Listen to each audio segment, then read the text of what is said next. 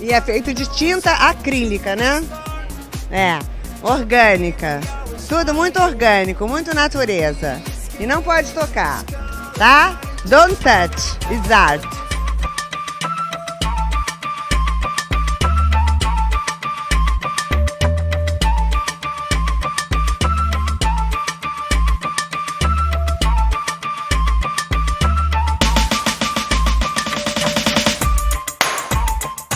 E aí, gente perdida? Tá começando mais um Não Pode Tocar. Eu sou o Rodrigo Hipólito e é muito, mas muito provável que eu seja o apresentador desse podcast. Hoje eu tô aqui sozinho nos recados iniciais, sem o Tiwi, porque vai ser super rápido. O episódio tá muito bom e também muito longo, então eu vou fazer uns lembretes básicos e rápidos aqui. O primeiro é sobre a descrição do episódio. Tem muita coisa que a gente comentou e tá tudo linkado, não deixe de acessar. A descrição com todos os links está na postagem original em notamanuscrita.com. Você pode tanto digitar notamanuscrita.com no seu navegador, quanto clicar na imagem de capa do episódio, que normalmente o seu celular já vai te direcionar para a postagem original. Lá você encontra os links para todas as formas de se inscrever para receber os nossos próximos episódios, escolha que for mais confortável para você, e também os nossos perfis pessoais e os perfis do Não Pode Tocar no Twitter e no Instagram. Segue a gente lá para não perder nada, para poder interagir, mandar comentários e sugestões. Tem também o link para o nosso PicPay, para caso você possa colaborar com a gente tem um plano de R$5 para colaboração mensal, mas qualquer valor esporádico já ajuda a gente a continuar a produzir conteúdo toda semana. Se você não puder colaborar financeiramente, saiba que é uma enorme ajuda quando você compartilha os nossos episódios nas redes e quando você nos avalia no seu tocador de podcast. Eu disse que as nossas indicações estão linkadas na postagem e eu me lembrei de que a Aline, que você vai ouvir daqui a pouco, colocou um filme na lista de indicações e se esqueceu de comentar durante a gravação. É o filme Nenhum a Menos, de 1999, dirigido pelo Yumou Sang.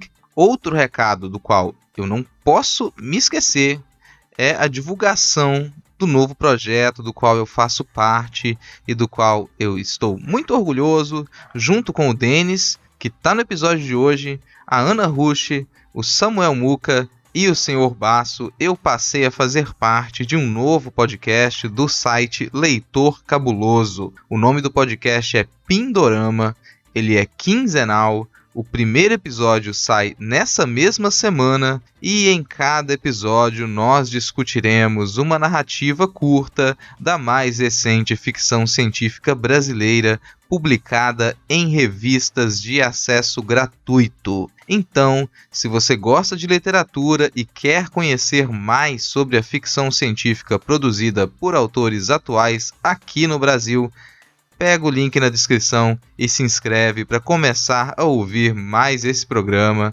Sério mesmo, tá muito bom. Se liga também no link para o Midcast, que vai lançar um episódio nessa mesma semana em complemento à nossa discussão que você vai ouvir agora. Chega de recados iniciais, bora lá pro episódio.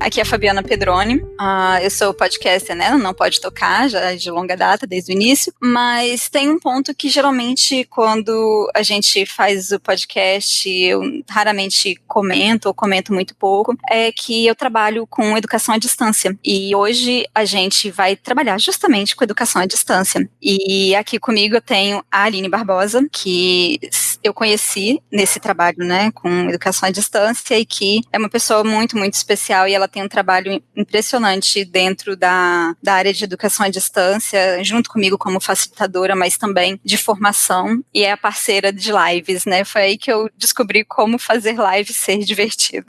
E aí, Aline, tudo bem?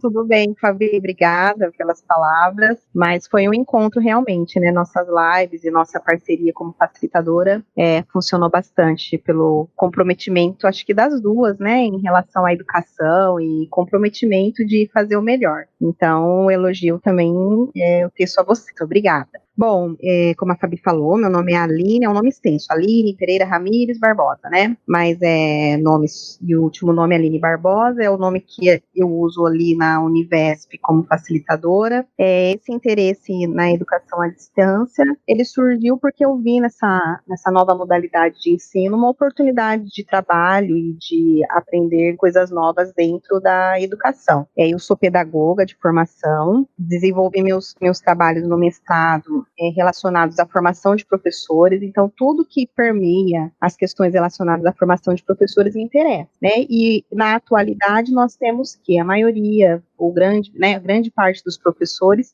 tem buscado cada vez mais sua formação continuada também nessa modalidade à distância. Então eu quis entender um pouquinho mais sobre isso e participei do processo seletivo da Univesp para ingressar aí, né, nesse trabalho. Senti a necessidade de fazer uma pós-graduação na área, então assim que eu terminei o mestrado eu fiz uma pós em educação à distância, em tutoria, participei de um curso muito bom também que a Unesp ofereceu, né, acho que foi a minha grande base, mais do que a pós, nesse sentido. Hoje eu continuo meus trabalhos na graduação, eu estou no último ano do doutorado, também ainda estudando a questão da formação do professor, então eu procuro entrelaçar tudo no momento de desenvolver a live, né, de realizar meus estudos, porque eu tive a sorte de atuar em disciplinas da licenciatura, então indiretamente eu estou aí me relacionando com a formação do professor, só que agora inicial. Então, nesse momento, a gente faz algumas discussões e algumas relações sobre isso. E aí,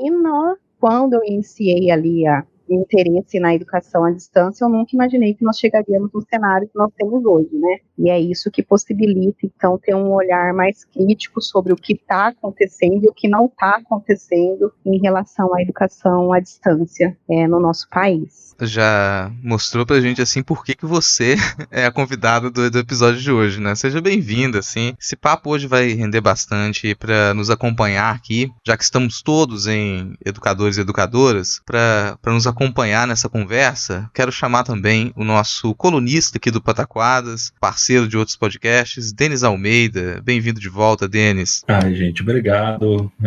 Eu tô até nervoso de falar um pouquinho, porque eu sou o justo contrário da Aline. Eu não tenho nenhuma formação em EAD. Tudo o que eu vou falar hoje é baseado simplesmente na experiência que eu estou tendo nesses últimos 2 meses, né? Que eu tenho que lidar com esse ensino em tempos de quarentena, em tempos de pandemia, as angústias, os estímulos que eu tive, porque eu aprendi muito, isso eu tenho que falar. E já vou começando a dizer, eu era uma pessoa que via o EAD antes disso tudo, assim, torcendo o nariz, sabe? Eu olhava e falava, eu não sei, porque eu me achava uma pessoa que tinha dificuldade de aprender à distância, assim. E eu já percebi que ao ir atrás de vídeo no YouTube, tutoriais de como baixar o programa tal, de como fazer a aula assim, de como usar a plataforma A, de como usar o aplicativo de videoconferência B, eu aprendi muito já. E eu consegui ver a diferença nesses 2 meses em que eu já trabalho, de como os alunos, não necessariamente é só uma coisa fria, distante, mas ao mesmo tempo de quanto eles sentem falta, de quanto eles comparam. Então, acho que eu vou mais por esse lado, né? E sobre mim mesmo, já vale dizer, eu sou professor de História e Literatura. Esses dias eu tomei um susto até que uma aluna aluna falou, professor, eu tenho 18 anos e em 2002 já tinha caído as Torres Gêmeas. Aí eu lembrei de que eu estava na sala de aula quando as Torres Gêmeas caíram, né? Dando aula. Não era como estudante, eu era professor. Eu falei, caramba, eu tô dando aula esse tempo todo já. De história, de literatura, eu amo as duas matérias, eu amo as duas disciplinas, né? Sou bacharel em história, licenciado também pela USP e faço parte do Clio História e Literatura, né, que é um coletivo de historiadores que produzem vários podcasts, produzem o ClioCast, que falam de história geral do Brasil, nós produzimos o Museando, que é um podcast especializado em museus, em museologia. Produzimos o Medievalíssimo, né? A minha esposa Liliane e o Bruno tocam o Medievalíssimo, que é um podcast especializado em história medieval, para a Fabiana poder ouvir também. Produzimos o Imprima-se a Lenda, que alterna-se casos verdadeiros e casos fictícios de história. E tem bastante conteúdo lá também para quem quiser acompanhar. Não, você começa dizendo que você vai estar aqui e não é especialista em EAD, mas assim, seu currículo já é bem invejável também. Aliás, você comentou vários podcasts aí, eu vou aproveitar o ensejo e já que você é um professor de História e Literatura e faz parte, de certa maneira, aqui da equipe do Não Pode Tocar como colunista do Pataquadas, e é um podcaster já que entrou no ano passado para a podosfera, em pouco tempo já tem Denis Almeida e um monte de podcast assim. Vou fazer um convite aqui para quem nos escuta agora. Você que acompanha o Não Pode Tocar e se interessa por literatura, em especial literatura de ficção científica, vou aproveitar a presença do Denis para te recomendar que comece a escutar o nosso novo projeto. A gente inicia um projeto agora, essa semana, com um dos maiores portais de literatura do país, que é o Leitor Cabuloso, que é um projeto específico para discutir narrativas curtas de ficção científica brasileira, da recente ficção científica brasileira, chamado Pindorama. É um novo podcast, que o Denis está comigo, também Ana Rush, o Samuel Muca, do Botecos Versados, e o próprio Sr. Basso, que é o patrão do Leitor Cabuloso. Então está sendo um prazer enorme assim, gravar aquele projeto, e eu super recomendo quem se interessa por literatura, tem curiosidade sobre ficção científica brasileira, que comece a escutar o Pindorama. O nosso o primeiro episódio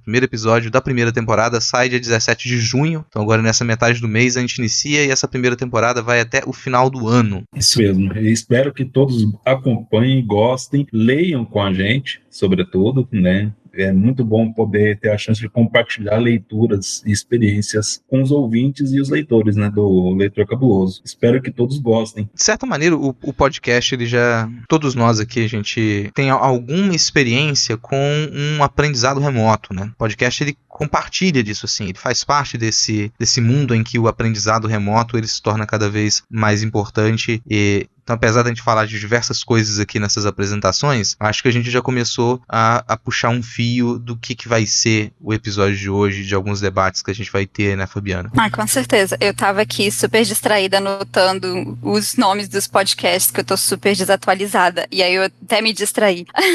Vou lembrar sempre do Medievalíssimo, hoje foi a primeira anotação do dia. Vou tentar não fazer aquelas anotações mirabolantes e ficar meia hora falando. Mas hoje acho que a gente vai se esbarrar em vários temas que envolvem, lógico, o ensino, a educação à distância, mas que também falam dessa relação nossa com a aprendizagem não só no sentido educacional do professor para o aluno, mas também a gente sempre aprendendo, né? Eu acho que assim que eu também entrei em contato com a educação à distância, muita coisa do que eu tinha de pensamento a respeito dessa modalidade de ensino também se modificou nesse último ano, né? Pensando que só tem um ano aí que eu tô dentro dessa jornada, nesse outro, né? Essa outra modalidade de ensino. Então tem bastante coisa pra gente discutir nesse meio tempo. E se a gente pensa também como que não só muitos dos professores, educadores começaram a se aproximar da educação à distância, ou pelo menos de algo que deixe um desejo de educação à distância por conta também da pandemia. A gente percebe como que a pandemia nos trouxe muito mais do que um vírus. Foram vários problemas sociais e educacionais que por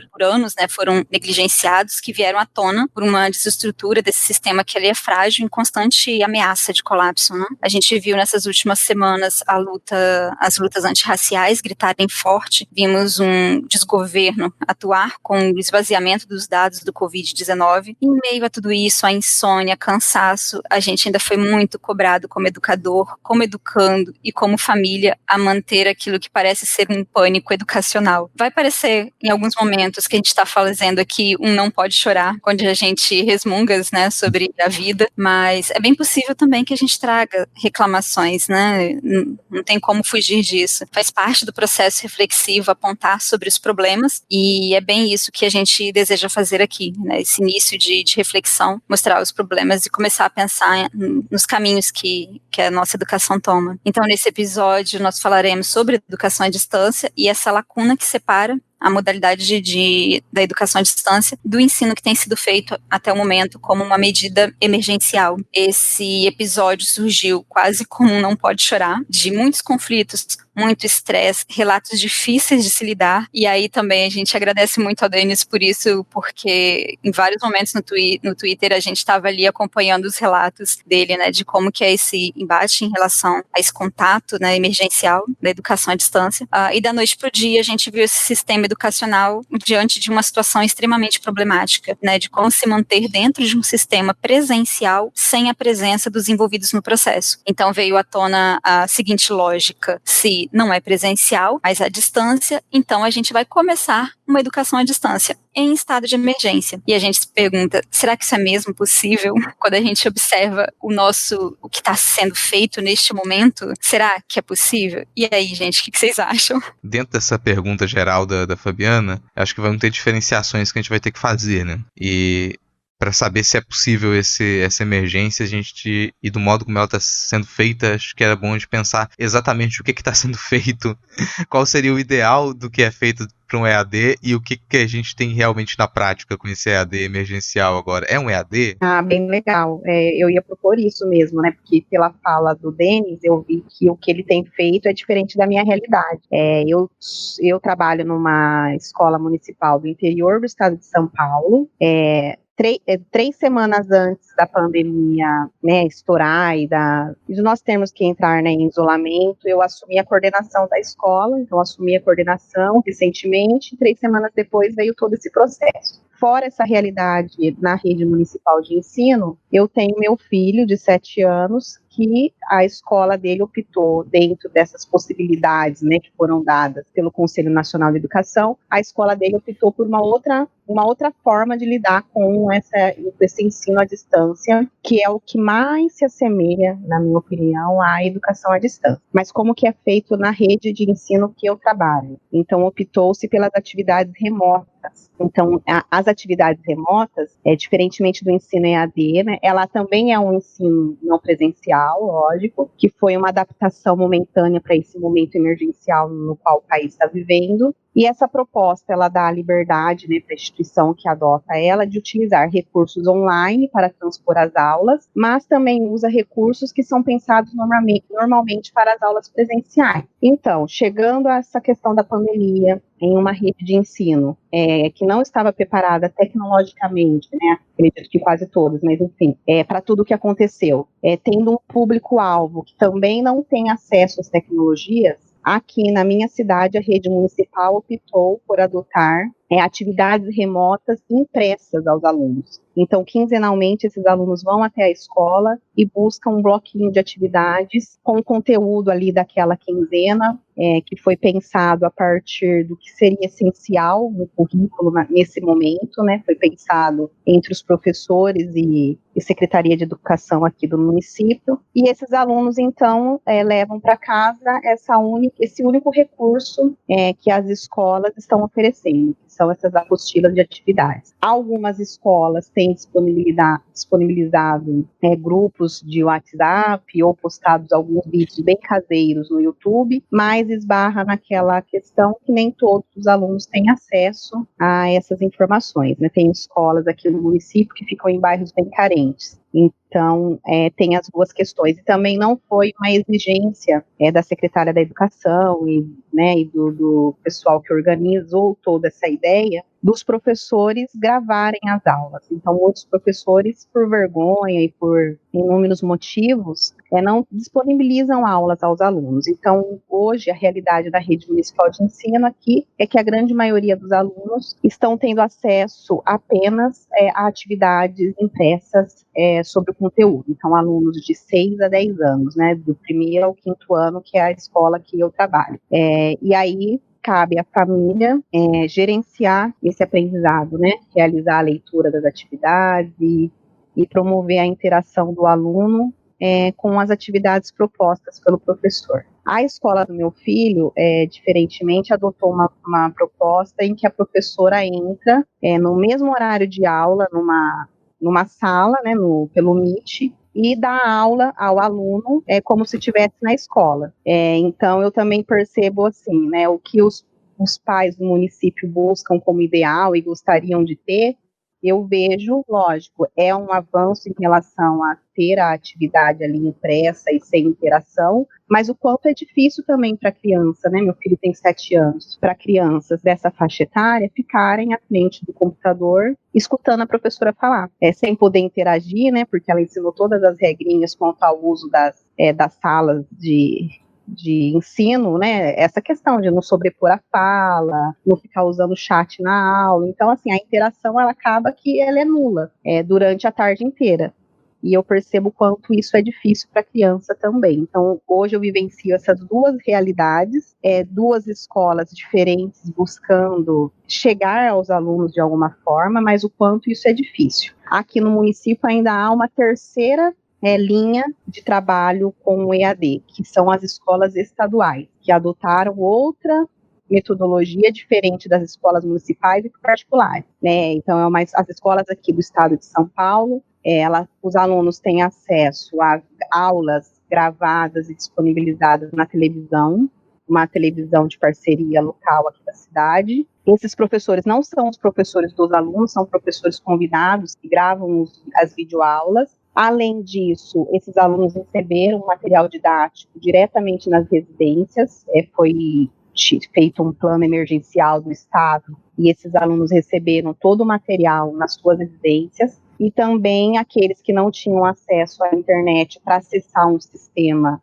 que foi disponibilizado também, o Estado está bancando, né, esse acesso é gratuito. Então, no município que eu moro, aqui no interior do estado de São Paulo, eu observo essas 3 frentes em relação às atividades à distância que estão ocorrendo agora devido à pandemia. Cada qual, né, se eu converso com pessoas envolvidas em cada um desses momentos, cada uma revela as suas dificuldades, né? E eu consigo falar com mais propriedade, assim, da que eu vivo. Essa de oferecer essas atividades remotas, essas apostilas aos alunos, e o que me vem à cabeça, assim, toda vez que eu entrego uma atividade para a família, como isso está acontecendo, né? O ensino EAD, ele pressupõe muita autonomia de quem está envolvido nesse processo. A pessoa já entra ciente dessa autonomia. E como exigir essa autonomia de crianças de 6 a 10 anos? Né? E como exigir que esse pai, ele seja o mediador, esse responsável pelo esse aluno, seja o mediador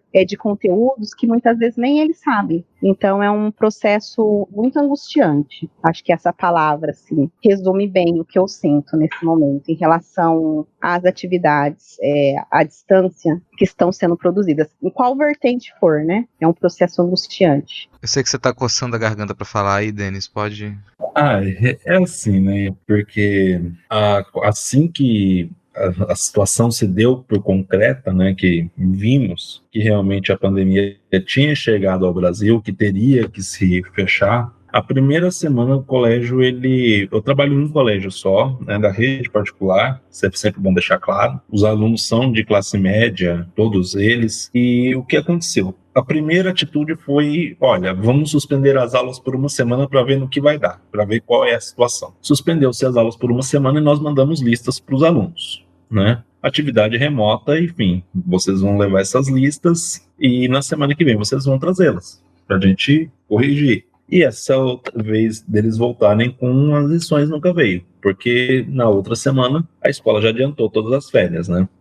Ficamos um mês parados. Nesse um mês faltava mais ou menos uns 10 dias, o colégio já tinha ciência de qual era a situação real e falou, olha, nós vamos usar a plataforma do Google, isso inclui o Classroom, isso inclui o aplicativo de videoconferências, usar a agenda, e fizemos um treinamento também remoto. Vários dias a gente teve que assistir vídeo de YouTube, fazer curso com formadores e corremos atrás para tentar fazer isso da melhor maneira possível. Aí é que vem a questão, né? Porque quando os alunos voltaram um mês após aquelas férias, eles estavam muito ansiosos para saber como que ia ser, porque uma coisa que é muito engraçada, a gente pensa que o aluno odeia a escola, que ele não quer estar na escola em nenhum momento, e foi justo o contrário. Quando eles voltaram no final de abril, o que eu mais ouvia era o quanto eles queriam estar de volta na escola, né? E ao longo do mês de abril e maio, eu fui percebendo da parte deles um aumento dessa ansiedade, né? Dessa carência que eles tinham do espaço da escola, porque eles não eram acostumados a ter uma relação de processo de ensino-aprendizagem com o computador, com o celular, com o tablet, né? Era sempre o objeto da diversão deles. E uma coisa que sempre foi colocado para nós professores é que a gente tinha que se atualizar, que a gente tinha que aprender a usar essas ferramentas ao nosso favor. E eu confesso que, pensando no professor de escola presencial, assim, os meus colegas e eu posso falar que a gente negligenciou isso por anos. E agora a gente está meio que pagando a conta. Porque a aula, para mim, ela tem 2 momentos, basicamente, né? E eles são entrelaçados, eles não são separados. Você tem o instante da comunicação, que eu passo a informação para o aluno, né? Eu desejo que o aluno conheça tal fato, no caso da história, ou que ele entenda tal conceito da literatura, ou mesmo um fato da literatura. Isso até dá para fazer à distância, por uma videoconferência, tranquilamente. Mas quando a gente vai lá, e a Aline estava falando, né, sobre os protocolos, desliga o microfone, não polui o chat, a gente fala isso tudo para eles.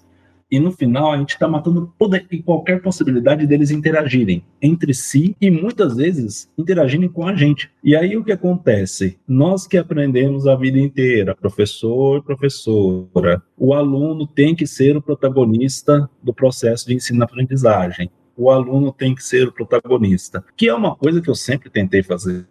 Né? Eu gosto muito mais de descobrir que um aluno sabe mais do que eu certa coisa, do que eu me sentir o deusinho que vai lá e chega com conhecimento pronto, né, para os meus adoradores. Eu percebi que a gente matou muito do protagonismo dele nesse modelo que a gente colocou naquele abril, naquele maio, percebemos o quanto isso estava equivocado e a gente ainda está adaptando esse modelo para dar algum protagonismo para eles de volta, que eles sentem falta. Eu, Denis, ainda acho que posso melhorar muito nisso, porque, como eu disse, eu nunca tive formação na área de EAD, de ensino remoto, nunca tive formação, eu digo. E quando o Rodrigo chega e fala, poxa, mas podcast, e é verdade, eu ouço podcast há anos, há mais de 10 anos, desde que o modelo chegou, a mídia chegou no Brasil, eu ouço podcast e eu posso dizer que eu aprendi muita coisa ouvindo podcast, ou seja, eu aprendi à distância, mas eu ainda não tinha nenhuma formação nisso. E isso me angustiou muito, né? Eu e minha companheira,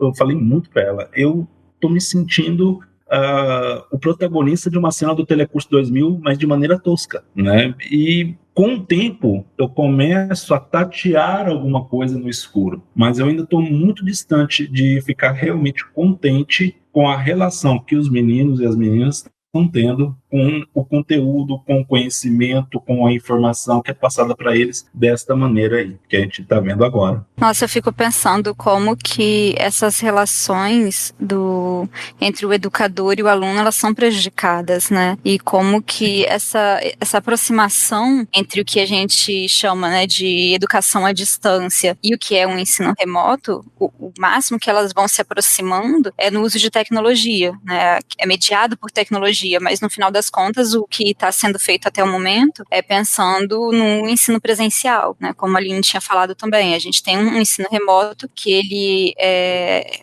de um uso pontual, mas ele não deixa de ser um ensino presencial aplicado numa plataforma digital. A gente tenta cada vez mais se aproximar a essa vontade de uma educação à distância, mas a própria educação à distância ainda está se desenvolvendo, historicamente falando. As coisas são todas muito recentes, né? E, igual o Denis falou, eu me sinto num Telecurso 2000, só que tosco. Nossa, eu tenho ótimas memórias do Telecurso 2000, e aí eu fico pensando, gente, tem muita coisa ainda para ser feita para a gente conseguir pensar nessa relação com a educação à distância de fato, né? Se a gente pensa como que ela se estrutura, como que é essa modalidade de ensino, porque quando a gente fala até mesmo modalidade de ensino, significa que se possui um modo de funcionamento que é próprio, que é específico para que aquilo ali funcione. O ensino remoto, ele não é uma modalidade necessariamente de ensino, né? O ensino remoto, nesse sentido, né, de comparação, ele é muito mais pontual, ele é para uma emergência, como tem acontecido agora, ou para casos muito específicos. E a gente percebe que essa lacuna é muito grande e que ela não vai se resolver da noite para o dia. Durante a minha formação, dentro da área de licenciatura, né, artística, e mesmo dentro da minha área de docência, pensando no ensino presencial, o tempo todo a gente ouvia, você tem que investir, igual você falou, né, Denis? Você tem que investir na sua formação, pensa nas tecnologias, o que você pode fazer, mas às vezes não é nem um nariz virado para a situação, é mais uma relação de não há tempo, né? A nossa estrutura educacional, ela nunca forneceu esse tempo de fato, né? Essa ferramenta para que esse aprendizado ele acontecesse, mesmo que a gente tenha cada vez mais as formações de professores, mas a gente não dá conta de tudo isso, né? Então, ou você está trabalhando no ensino presencial ou começa a trabalhar no ensino à distância. Só que quando a gente tem uma emergência que faz com que as duas coisas se juntem, é catastrófico, né? Porque a gente vai ter vários e vários problemas que vêm aí de décadas, tendo que ser resolvidos em semanas. E é lógico que isso não vai acontecer. Se o Aline estava falando, se a gente tem essas várias realidades em um único município no interior de São Paulo, que é um dos estados do Brasil, imagina se a gente for pensar a totalidade. Então, são apostilas, são as folhinhas, é o uso da televisão, é o uso da internet, são vários meios, e que eles passam, na verdade, por aquilo que a gente fala, né, dessas diferentes gerações que vem do histórico mesmo do ensino à distância, né, da educação à distância, porque quando a gente pensa na educação à distância, a gente tem primeiro uma base que ela era tecnológica textual, né, os primeiros cursos realmente, né, que eram feitos à distância, eles eram por folhetins, acho que o primeiro foi por um jornal, era um curso de taquigrafia, nem sei. Eu fiz caligrafia pelo Instituto Universal Brasileiro. Olha aí, né, eu lembro de você falando também que você estudou algumas coisas que era de, como é que fala, de desenho também, coisas assim. Também fiz curso de desenho. Esse te cortando aqui para acrescentar isso, que antes que eu esqueça, que é uma diferença que eu acho que vale a pena comentar dentro desse histórico, sobre o ensino à distância, ele ser algo pensado metodologicamente para as tecnologias razoavelmente recente, assim, como algo razoavelmente recente, porque ele parecia sempre ser um quebra-galho. Como fazer com que a educação chegue até as cidades do interior, até as pessoas que não têm condição de estar numa escola, para as pessoas que já passaram do período, entre muitas aspas, normal de formação, e a gente começava a tentar fazer uma formação de adultos através desses materiais disponibilizados, né, dessas apostilas, e isso se transforma muito recentemente para se pensar em algo que não seja o quebra-galho da distância. E que, no final das contas, não deixa de ser esse quebra-galho, mas a distância ela é sempre considerada, né? À toa que se chama educação à distância. Você falou isso desse alcançar as pessoas que estão mais à distância, vamos dizer assim. Uma coisa que eu não sabia e que eu fiquei, assim, pensando muito a respeito, foi que os primeiros cursos superiores que eles foram realizados de fato à distância, eles foram criados na África do Sul. Só décadas depois é que o ensino superior ele foi chegar em outros países, mas ele começou dentro da África do Sul. Quer dizer, a gente tem um ensino à distância, a gente está usando aqui ensino à distância, educação à distância como similares, né, como termo similar, que a gente não conhece no final das contas. Porque tem muita coisa aí ao redor que vem de várias frentes, né? Se a gente fala dessa primeira geração que ela era textual, igual o Rodrigo falando, né, desses cursos por correspondência que a gente fazia no interior, ou depois também a segunda geração, que ela vai ser analógica, que é ali década de 60 e 80, que vai usar a televisão, Telecurso 2000, o telecurso anterior ainda, da década de 70 também, e depois vem essa terceira geração que supostamente é a que a gente vive, que é digital. Só que não é bem assim. né? Porque a gente vai ver, igual a Aline falou, alguns locais vão querer utilizar mais, vão poder ou optar, enfim, vai ter como recurso mais a parte textual ou analógica, usando a televisão e não necessariamente a internet, o computador. Então a gente tem uma série de problemas que surgem na nossa cara, assim, resolva.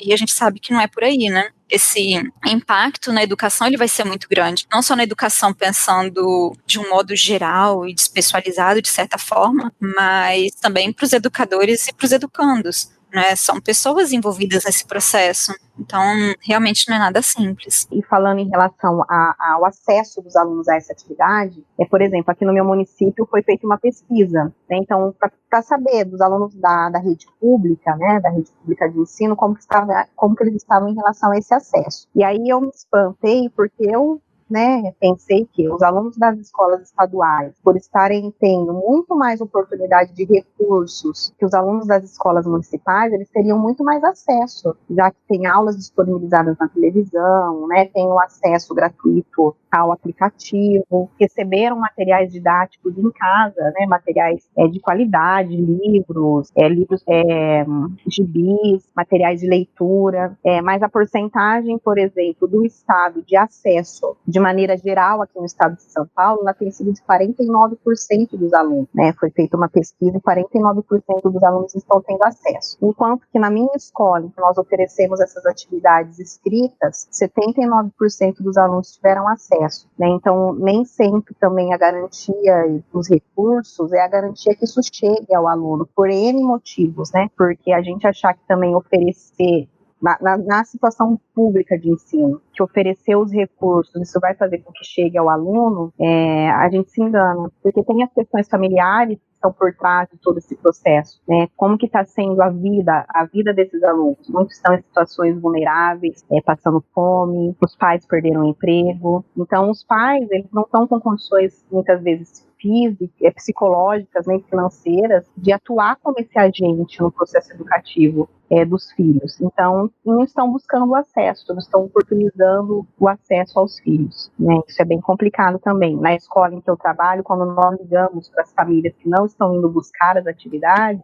são muitas as falas em relação a isso, né? Olha, eu tive que mandar meu filho para outra cidade porque eu precisava trabalhar e não tem como me ficar. Ou familiares que também falaram que não buscaram as atividades porque eles próprios não têm estudo, então que eles não saberiam explicar para o aluno. Alguns tiveram que contratar professor particular porque não saberia explicar a matéria, e isso a gente está falando de uma realidade de 1º ao 5º ano. Então eu imagino a complexidade disso na rede pública, do 6º ao 9º ano, do ensino médio, né? Como que está sendo essa interação com as atividades, né?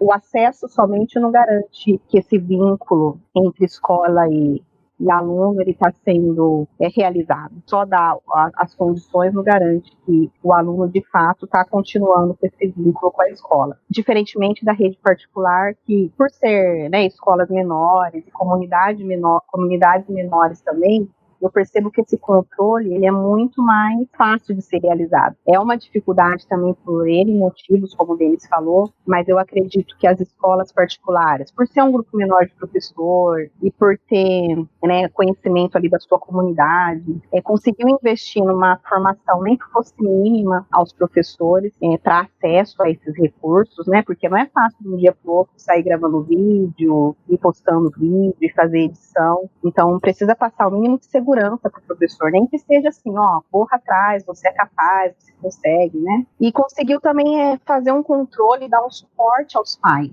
diferentemente da rede pública, que eu percebo que nem sempre isso acontece. O pouco de suporte que a gente consegue fazer dentro do grupo de funcionários, dentro da equipe, também foi reduzida, né, por conta do isolamento. As equipes de funcionários nas escolas, elas estão bem reduzidas. Ele não alcança todos os alunos, não alcança toda a comunidade, porque é uma comunidade bem heterogênea, né? Nós temos famílias que têm acesso à internet e contrataram professores particulares, por exemplo, até famílias que o pai não está indo buscar atividade porque ele não sabe ler e escrever. Então, ele está envergonhado de, nesse momento, ter que explicar para a criança isso, né?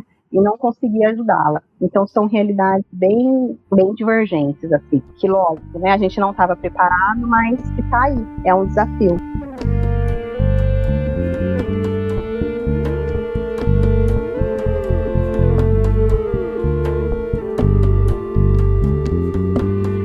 A Aline já até tocou em alguns pontos aqui. Acho que a gente pode até falar de modo mais direto sobre os problemas que a gente já identificava e apontava. No ano passado mesmo, isso se tornou algo mais presente nas discussões, os problemas e as dificuldades de discutir a possibilidade de implementação de uma educação domiciliar. No ano passado a gente acompanhou o avanço de uma proposta de que o ensino domiciliar ele fosse aplicado de modo extenso no Brasil, e a maioria dos profissionais da educação apontou que a gente não tinha condições de que essa educação domiciliar ela fosse aplicada, tanto por esses pontos que a Aline comentou, né, da dificuldade de a gente conseguir verificar a capacidade e a disponibilidade das famílias para poder investir na presença de informação dos filhos, mas também uma distorção em cima de qual seria o papel da escola, o papel da trajetória escolar para a criança, como se fosse possível que os pais, eles mesmo que detenham um conhecimento técnico e uma formação que os capacite a gerenciar o ensino dos filhos, que eles poderiam prover aquilo que uma escola provém dentro de uma educação formal. E isso junto com uma discussão de fundo ideológico extremamente complicada, que era o receio de que a escola, eu vou usar a palavra que é a palavra que cai na boca do povo e que é extremamente distorcida também, né, que a escola ela promoveria alguma espécie de controle ideológico. Então hoje controle de doutrinação ideológica. Hoje a gente tem um cenário em que os pais eles têm uma possibilidade, em alguns casos, de estar mais presentes no ensino. As crianças elas estão em casa, elas precisam desse auxílio familiar na maioria das vezes e como você comentou, Aline, a gente tem uma realidade socioeconômica e de formação que nos indica que isso não vai acontecer, que isso não tem como isso acontecer como mágica, que as gerações anteriores poderiam auxiliar as crianças nesse sentido. E aquela discussão que ela não se solucionou ano passado e que ela continua a ser uma discussão presente para o cenário da educação, passando por uma pressão enorme que descredita o papel de professores e professoras, agora a gente se encontra numa encruzilhada na qual a gente precisa trabalhar com as famílias que não estão preparadas para isso, enquanto o debate público e a politização da educação, ela não se solucionou, ela continuou a ser um ambiente de muito atrito, né? E eu não sei se o Denis, como professor, tem passado por algum contato, alguma experiência com os pais, com as famílias, mas tenho acompanhado alguns relatos de colegas que têm tido dificuldade nesse sentido, porque aquela discussão de 2019 voltou, e ela voltou agora com um poder circunstancial nas famílias de controle de qual é o conteúdo, muitas vezes sem compreender qual é o conteúdo realmente que é passado pelos professores e professores e qual que método é esse que faz com que os professores precisam abrir margem para algumas discussões com as quais muitas vezes os pais não concordam, né? Então isso é um dos muitos problemas que eu identifico nessa educação domiciliar, que ela não foi implementada no ano passado, mas agora aparentemente abre-se uma margem para que ela seja implementada também de improviso, mas de certa maneira à força. Engraçado, Rodrigo. Aconteceram semana passada e hoje duas conversas que têm tudo a ver com o que você está falando. Semana passada, uma mãe entrou em contato com o colégio, né, porque ela estava muito descontente com os conteúdos. E ela estava descontente justamente com a história. E o professor, no caso, era eu. Porque eu tinha lá no conteúdo que trabalhar o povo hebreu. E eu deixei muito claro que, como historiador, eu nunca poderia usar apenas e somente a Bíblia como um documento histórico. Eu teria que usar as mais diversas fontes para entender a história de um povo. Eu teria que ir atrás de fontes correlatas, eu teria que ir atrás de fontes arqueológicas, e que a Bíblia ela não tem nem o compromisso de ser ipsis literis a história do povo hebreu ali, no caso, né? E a mamãe ligou no colégio muito brava comigo, né, que eu estaria desrespeitando a religião dela e do filho, por justamente falar que o que ela acha na religião dela de que é a verdade, eu estaria falando que não é a verdade científica. E é uma mãe que falou que ela só percebeu isso porque tem a sorte de que ela estava acompanhando a aula no lugar do filho. A câmera desligada, o microfone desligado, e quem estava ali não era o aluno. Quem estava ali era a mãe, assistindo a aula para filtrar o conteúdo para que o filho tivesse o que ela queria. E ela reclamando, no meio da reclamação, ela disse que está tendo muito trabalho de fazer isso tudo. Porque imagina ela ter que assistir todas as aulas para poder passar as aulas para os filhos. Se você pensar, é uma loucura. O segundo caso aconteceu hoje porque veio uma mãe muito preocupada, e de um aluno também do 6º ano, de outra sala, e era de um menino que tem um quadro de hiperatividade bem sério. E ele não consegue, não é assistir a 5 horas de aula por dia em frente ao computador. Ele não consegue os 40 minutos de uma aula. Imagina para um menino ou para uma menina hiperativos, você colocar ele sentado numa cadeira para ele ficar das 7 horas da manhã até o 12:30, com um intervalo ali de meia hora no máximo. Chega a ser tortura para uma criança dessas fazer isso. Se ela já acha enfadonho aquele ambiente que se ela já acha torturante aquele ambiente que é cheio de sensações novas o tempo todo, que estimulam ele, imagina ficar em frente numa tela olhando slides com uma cabeça flutuante do lado. É bem complicado isso. E a mãe, ela falou para mim, ela falou, olha, antes eu pensava que ela usa o termo em inglês, né? Ela fala, antes eu achava que o homeschooling talvez fosse uma possibilidade para o meu filho, né? Porque eu via que ele tinha grande dificuldade com a escola, mas hoje eu vejo que é justo o contrário. Então teve também o caso, tem tanto o caso da pessoa que recrudesce nessa posição do ensino domiciliar, quanto também tem o caso do pai e da mãe que fala, opa, talvez eu esteja errado até aqui, talvez eu possa aprender alguma coisa com isso, e a valorizar um pouquinho mais a escola, o professor, o processo educacional, que é social também, depende de uma sociedade. O meu filho precisa de alguém para ele poder olhar e trocar, nem que seja assim, realmente um sorriso, um olhar, no meio de olha, essa matéria tá difícil, ou nossa, olha que fácil, olha que boa essa aula, nossa, que chato que é. Até isso é aprendizado. E eu percebi que no caso da segunda mãe, ela realmente percebeu isso,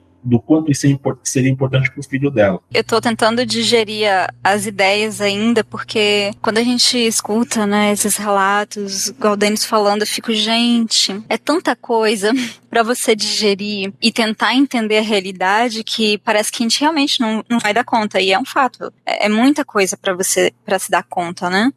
Não é à toa que a gente tá numa crise, então você achar que vai encontrar a resposta miraculosa do nada para a educação é muita ingenuidade, né? Vocês falando, né, dessas relações, se a gente pensa, se a gente tem uma desigualdade digital, a gente tem vários outros problemas que estão ao redor, né, igual a gente tinha falado antes também, de pensar essas desigualdades que elas estão cada vez mais acentuadas por conta desse conflito, né, de levar essa tentativa estranha de levar para dentro de casa o ensino que ele é presencial.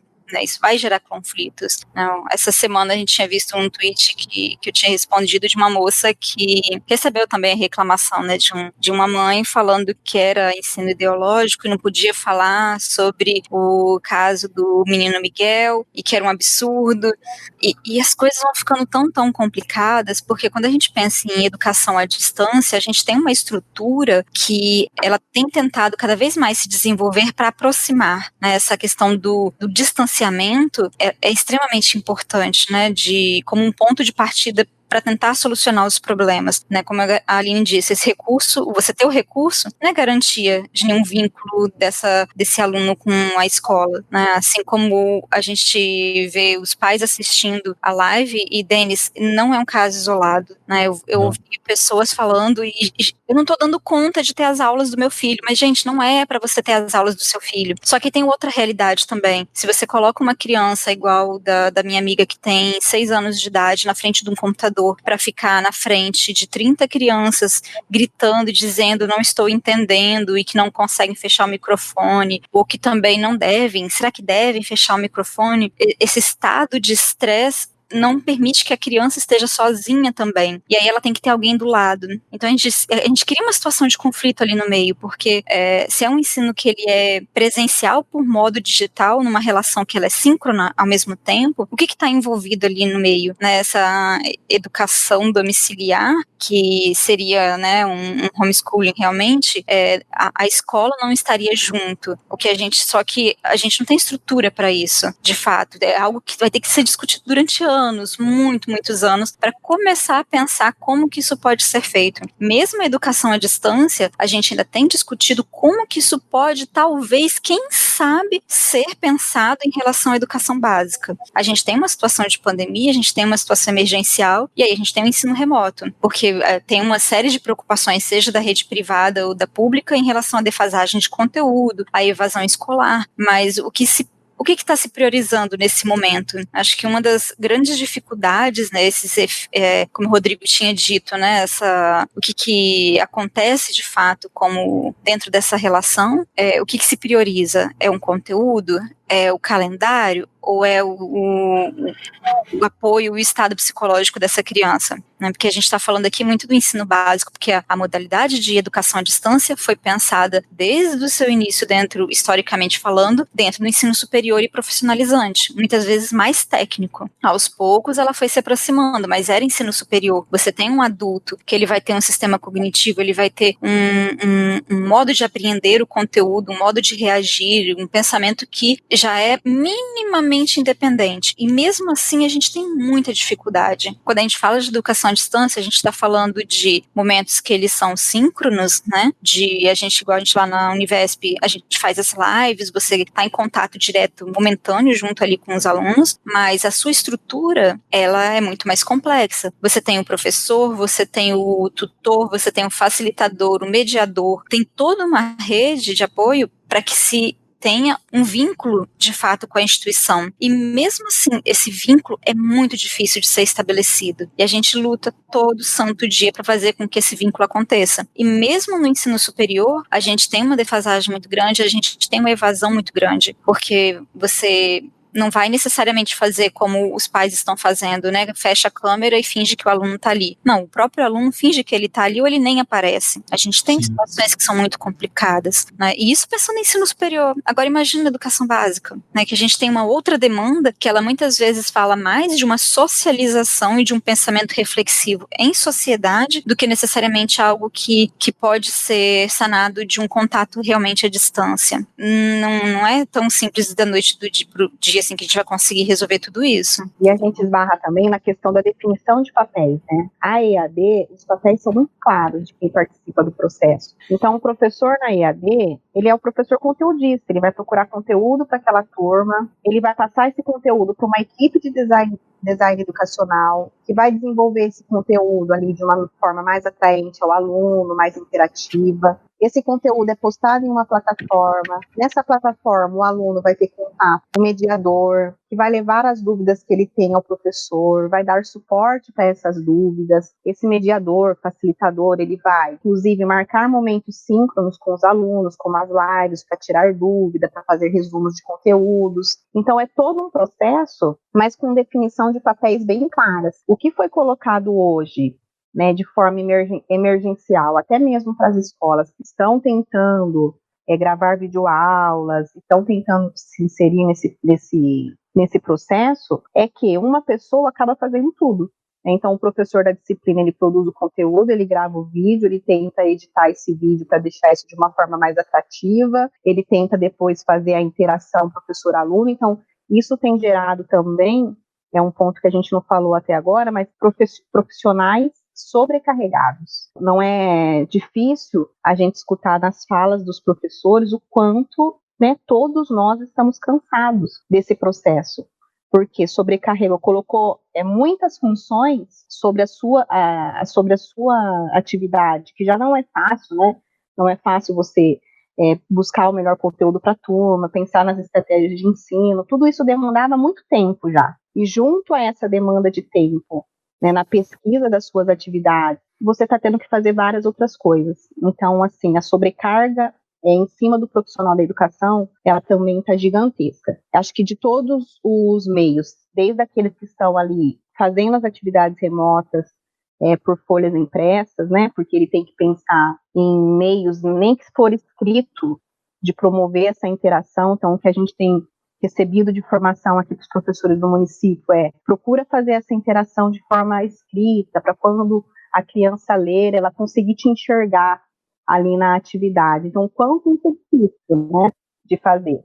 pensar nessa mediação sala de aula e transpor tudo isso para o papel. Ou também como no caso do Denis, que tem que passar ali na videoaula tudo que ele gostaria de estar desenvolvendo presencialmente com os alunos, sem muitas vezes deixar com que a interação ocorra, né, porque a própria plataforma dificulta esse acesso, e também sem ter o retorno e tendo que fazer várias funções em uma só. Então isso é outro ponto assim, bem complicado para esse momento. A sobrecarga de trabalho em cima do profissional da educação e esses feedbacks, né, que nem sempre são positivos dos pais, que desconhecem todo esse processo, né, que acham que o professor está em casa sem fazer nada. Acho que o professor que não escutou essa frase na pandemia, ele não saiu de casa, assim, porque seja em rede social, né, ou seja entre os vizinhos, que fala da vida boa do professor nesse momento, porque não está trabalhando, né, está só ficando dentro de casa, então não sabe a dificuldade que é todo esse percurso.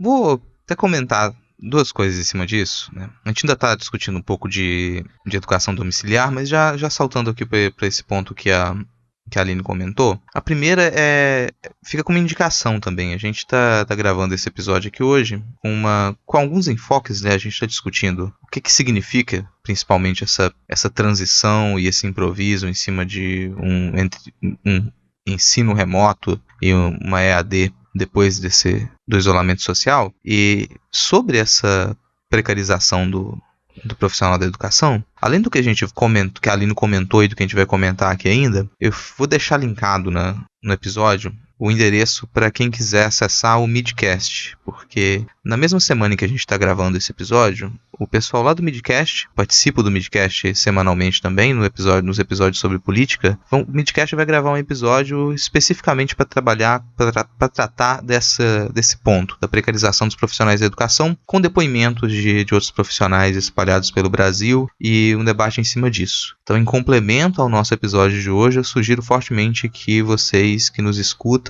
também vão lá acessar o Midcast e escutar esse episódio, que deve ser lançado pouco depois do nosso, né? Então talvez uma semana depois que a gente lançar depois que esse episódio estiver no ar, já vai estar disponível o episódio do Midcast discutindo a precarização do trabalho dos profissionais da educação durante esse período de improviso da pandemia. Até dessa incompreensão, né, sobre como que produzir material, o planejamento principalmente de um professor em ensino remoto, ele exige bastante quando parece ser o contrário, que mesmo que haja uma boa vontade de cumprir o isolamento social e de manter o ensino remoto por necessidade, há uma incompreensão sobre o que os professores têm feito. Então você encontra declarações e uma certa pressão para que os professores eles cumpram algumas exigências como se eles estivessem à toa, ou a ideia de que o professor vai ter que receber menos porque ele não vai ficar lá. Ele vai ficar todo o tempo da aula postando materiais para os alunos,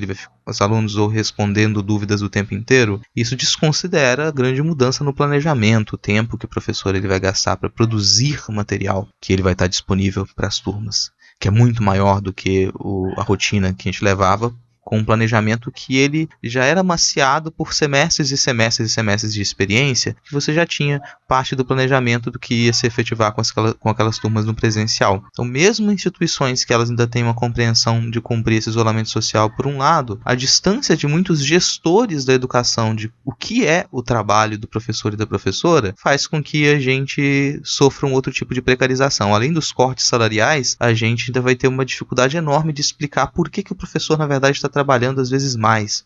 Na maioria das vezes vai trabalhar mais. Ele vai ter que despender um tempo muito maior da sua rotina para poder desenvolver aqueles materiais, atender aqueles alunos, além de um outro tipo de trabalho que ele é constante. Quando a gente está habituado principalmente para professores e professoras que eles estavam no ensino presencial e tiveram que de improviso passar para o ensino remoto, o professor que ele está habituado com aquela rotina, aquele trabalho não continua da mesma maneira mentalmente para ele depois. Agora, quando você realiza esse trabalho de casa, quando você está ou você está atendendo os alunos, ou você está pensando nos materiais que você tem que disponibilizar e produzir para o dia seguinte. Então, o trabalho ele não te abandona, o ambiente de trabalho não te abandona e a carga psicológica do ato de trabalhar não te abandona quando você fecha o portal do aluno. Isso é uma coisa que ainda vai ser muito mais difícil de ser considerado. Então, você tem junto a essa precarização, uma incompreensão compreensão da gestão que eu gostaria de conectar aqui com uma perspectiva, porque o ensino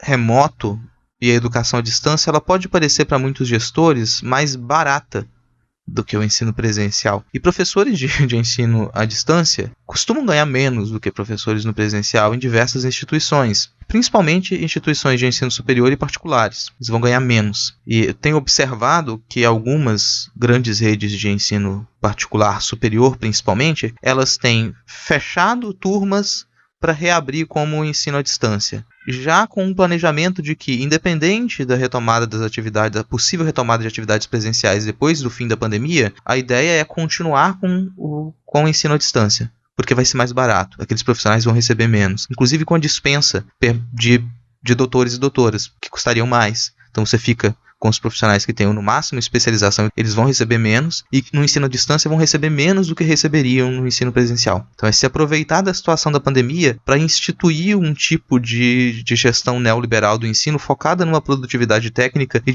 que desconsidera as modificações metodológicas que são necessárias para você efetivar o ensino à distância com uma qualidade similar ao que você teria com o que a gente já defendia e não conseguia instituir há muito tempo, como uma educação crítica. Então isso para o ensino superior eu tenho visto como de maneira muito triste, como uma verdadeira implosão de parte do ensino superior particular. A perspectiva que eu vislumbro para o restante, para o segundo semestre e para os próximos anos, é que esse profissional ele vai estar voltado quase que exclusivamente para suprir uma demanda técnica e que cada vez mais ele vai receber menos pelo tempo que ele gasta, sendo mais explorado psicologicamente. Esse processo de ensino. Estou fazendo um enorme discurso aqui, mas é uma conexão que eu gostaria de fazer. Precarização do ensino e os interesses por trás de grandes redes de ensino particular, principalmente, para que o que se ensina, os objetivos do ensino, eles sejam objetivos muito específicos, não de formação de um cidadão crítico, mas de suprir um exército de reserva para o trabalho. Então você vai suprir o mercado de trabalho com exército de reserva com formação técnica, e para isso você não precisa exatamente de um profissional da educação. Você precisa de alguém que consiga gerir alguns conteúdos já determinados. Isso eu vou colocar alguma coisa a mais ainda nesse longo discurso que eu estou fazendo, que é, recentemente, o Ministério da Educação, ele começou a divulgar uma campanha que eu não verifiquei se aquilo se efetivou em contratos realmente, mas é uma campanha para formação de profissionais da educação em parceria com instituições. Essa campanha não indica de imediato quais são essas instituições parceiras, mas aparentemente são instituições particulares que recebem dinheiro do Ministério da Educação para disponibilizar esses cursos de formação para profissionais da educação. Como se nós não tivéssemos instituições de ensino superior públicas que pudessem promover esse tipo de formação sem que o MEC tivesse que gastar o dinheiro público com isso. Então me parece mais uma estratégia para pegar dinheiro público e desviar para redes particulares. Não sei se isso vai se efetivar, porque aparentemente a maioria das campanhas do Ministério da Educação que elas foram propagandeadas no último ano e meio, elas não aconteceram. Se gastou dinheiro com a propaganda, mas na prática, quando aquilo iria se verificar ou não se verificar, ou aquilo era contestado no Congresso e caía, ou simplesmente não era possível de ser realizado, como era o caso do ID estudantil, que depois de muito se gastar com propaganda, de uma expectativa criada nos estudantes de que eles teriam um ID digital muito mais fácil, aquilo não se efetivou. Então eu misturei um monte de coisa aqui, de certa maneira uma revolta também, em cima do que está acontecendo, do que eu tenho observado, mas que para mim toca na precarização e no que a gente espera que seja feito com a nossa educação à distância, que ela vai sim ganhar mais força. O ensino à distância, a gente vai ter que encarar uma ameaça de que o ensino à distância ele seja utilizado não só como um quebra-galho, mas como uma possibilidade de substituição do ensino presencial? Rodrigo faz seus longos discursos para deixar a gente, meu Deus, o mundo tá explodindo, socorro. Não, mas você está falando de uma coisa que está acontecendo, porque é como a pandemia fez com a gente, é um tapa na cara seguido do outro e a gente não tem tempo de respirar, entendeu? Pelo menos da minha parte, eu fico pensando, gente, é muita coisa, porque você vai falando e os problemas que eles agora são macro, que eles são grandes e muito perceptíveis, eles são os mesmos problemas pequenos que eu via no começo, quando eu comecei no ensino, na educação à distância, mas que aquela esperança ingênua de não, é uma ferramenta, é uma modalidade, tem tudo para dar certo, só que né? Temos muitos, só que o modo como a nossa sociedade se organiza e o poder do capital é tão grande, o poder do lucro, que mina todo o sistema educacional. Então, mesmo dentro das estruturas, igual a gente estava conversando, falando com a Aline, né, você tem os papéis muito bem definidos, você tem toda uma estrutura para que esse profissional tenha um professor, mesmo que esse um professor, que ele seja o conteudista, ele atenda milhares de alunos, isso vai acontecer, a gente vai ter que ter vários outros facilitadores, que aí é o meu papel e de Aline, né, dentro da Univesp, para também trazer essa ligação do sujeito com a do estudante, né, com a instituição. O problema é, essa precarização do trabalho, ela vem nesse sentido. Então, é um professor, milhares de alunos e facilitadores que não vão receber do mesmo modo que deveriam receber pelo trabalho que fazem. E isso é uma realidade que já acontece e que muito provavelmente vai se estender, sim, para outros campos. Ainda mais se a gente for pensar se isso se tornar uma realidade em ensino básico. A gente tem, sim, uma educação à distância, que ela nasce no Brasil com muita força, mas por conta de uma conjuntura política, ela pode se tornar, ao invés de uma modalidade que, novamente, que encontraria pessoas que estão à distância e faria com que a educação ela fosse fortalecida, ela vai fazer justamente o contrário, né? Ela vai minar a educação e a gente não vai ter um processo de ensino-aprendizagem, a gente vai ter um lucro para poucos. E, infelizmente, eu acho que essa é uma realidade e que a gente não dá conta tão bem de trabalhar ela nessa medida emergencial, entende? A gente tem várias coisas surgindo ao mesmo tempo e que dificulta a gente conseguir pensar em como solucionar e sair fora dessas outras relações. Se, como você disse, será que esse longo discurso, barateamento de custos e tudo mais vai se tornar uma realidade? Eu acredito que é um risco, é sempre um risco, né? Eu estava pensando, Rodrigo, na hora que você estava falando tudo, eu até mandei agora no chat a reportagem que me baseei lá atrás no Aula Fio. Quando você estava falando, eu estava pensando em uma senhora chamada Elizabeth Guedes, que é a vice-presidente da Associação Nacional de Universidades Particulares, que é uma grande entusiasta do que ela chama de ensino à distância. Por que eu falo que é o que ela chama de ensino à distância? Porque, por exemplo, ela defende curso 100% online para enfermagem, para ficar em um exemplo. E aí mora a questão. Infelizmente, eu sou pessimista bastante para acreditar que existem muitos oportunistas no Brasil. E o oportunista, ele nunca perde a chance de querer se dar bem. Então, respondendo à tua pergunta, sim, eu acho que vai haver o uso desta realidade que nós estamos agora, de pandemia, de ensino remoto, ensino à distância, educação à distância, atividades remotas, todas essas questões vão ser usadas para justificar uma precarização, sim. Que ela já acontece, como a Fabiana bem colocou, ela já acontece agora. Ela só vai ser legitimada. Falar, se nós conseguimos fazer isso numa pandemia, imagina o que a gente vai conseguir fazer no dia a dia. Já é vendido isso. Nós já temos os cursos de inglês aí falando, olha, estude em casa, no teu tempo, com professores nativos. Ligar a televisão já tem o comercial disso. Daqui a pouco, por que não? Olha, seja professor, seja engenheiro, seja gastrônomo, pode estudar à distância, no teu tempo, que dá uma sensação de comodidade. Mas, ao mesmo tempo, a gente que trabalha com educação sabe o que isso significa para a nossa profissão. Porque como nós, historicamente, não somos valorizados no Brasil, acontece de que esse tipo de oportunismo vai chegar e vai se aproveitar disso tudo. Então, nesse ponto, eu sou extremamente pessimista.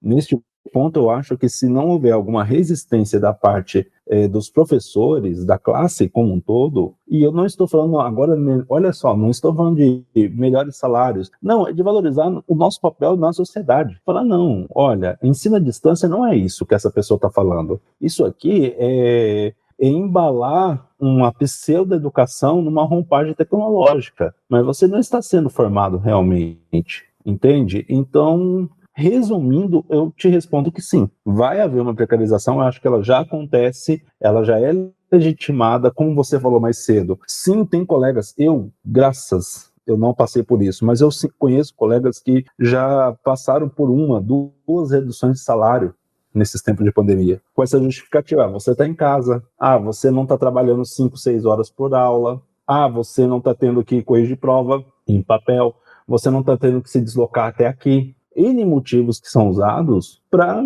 piorar o máximo possível nossas condições de trabalho. E eu acho que nós temos que ficar muito de olho nisso, porque no final das contas, não é uma questão de EAD ou presencial, é uma questão de valorizar ou não a educação como um modo de conseguirmos um país melhor para nós. E, sinceramente, não podemos ser esse tipo de oportunista como os irmãos Guedes ou qualquer outro tipo de pessoa que se envolve com esse tipo de mercantilização da educação, seja em qual modalidade ela seja. A gente não pode deixar esse tipo de pessoa se entranhar desta maneira no Ministério da Educação, na Secretaria de Educação e tomar em conta do ensino no Brasil.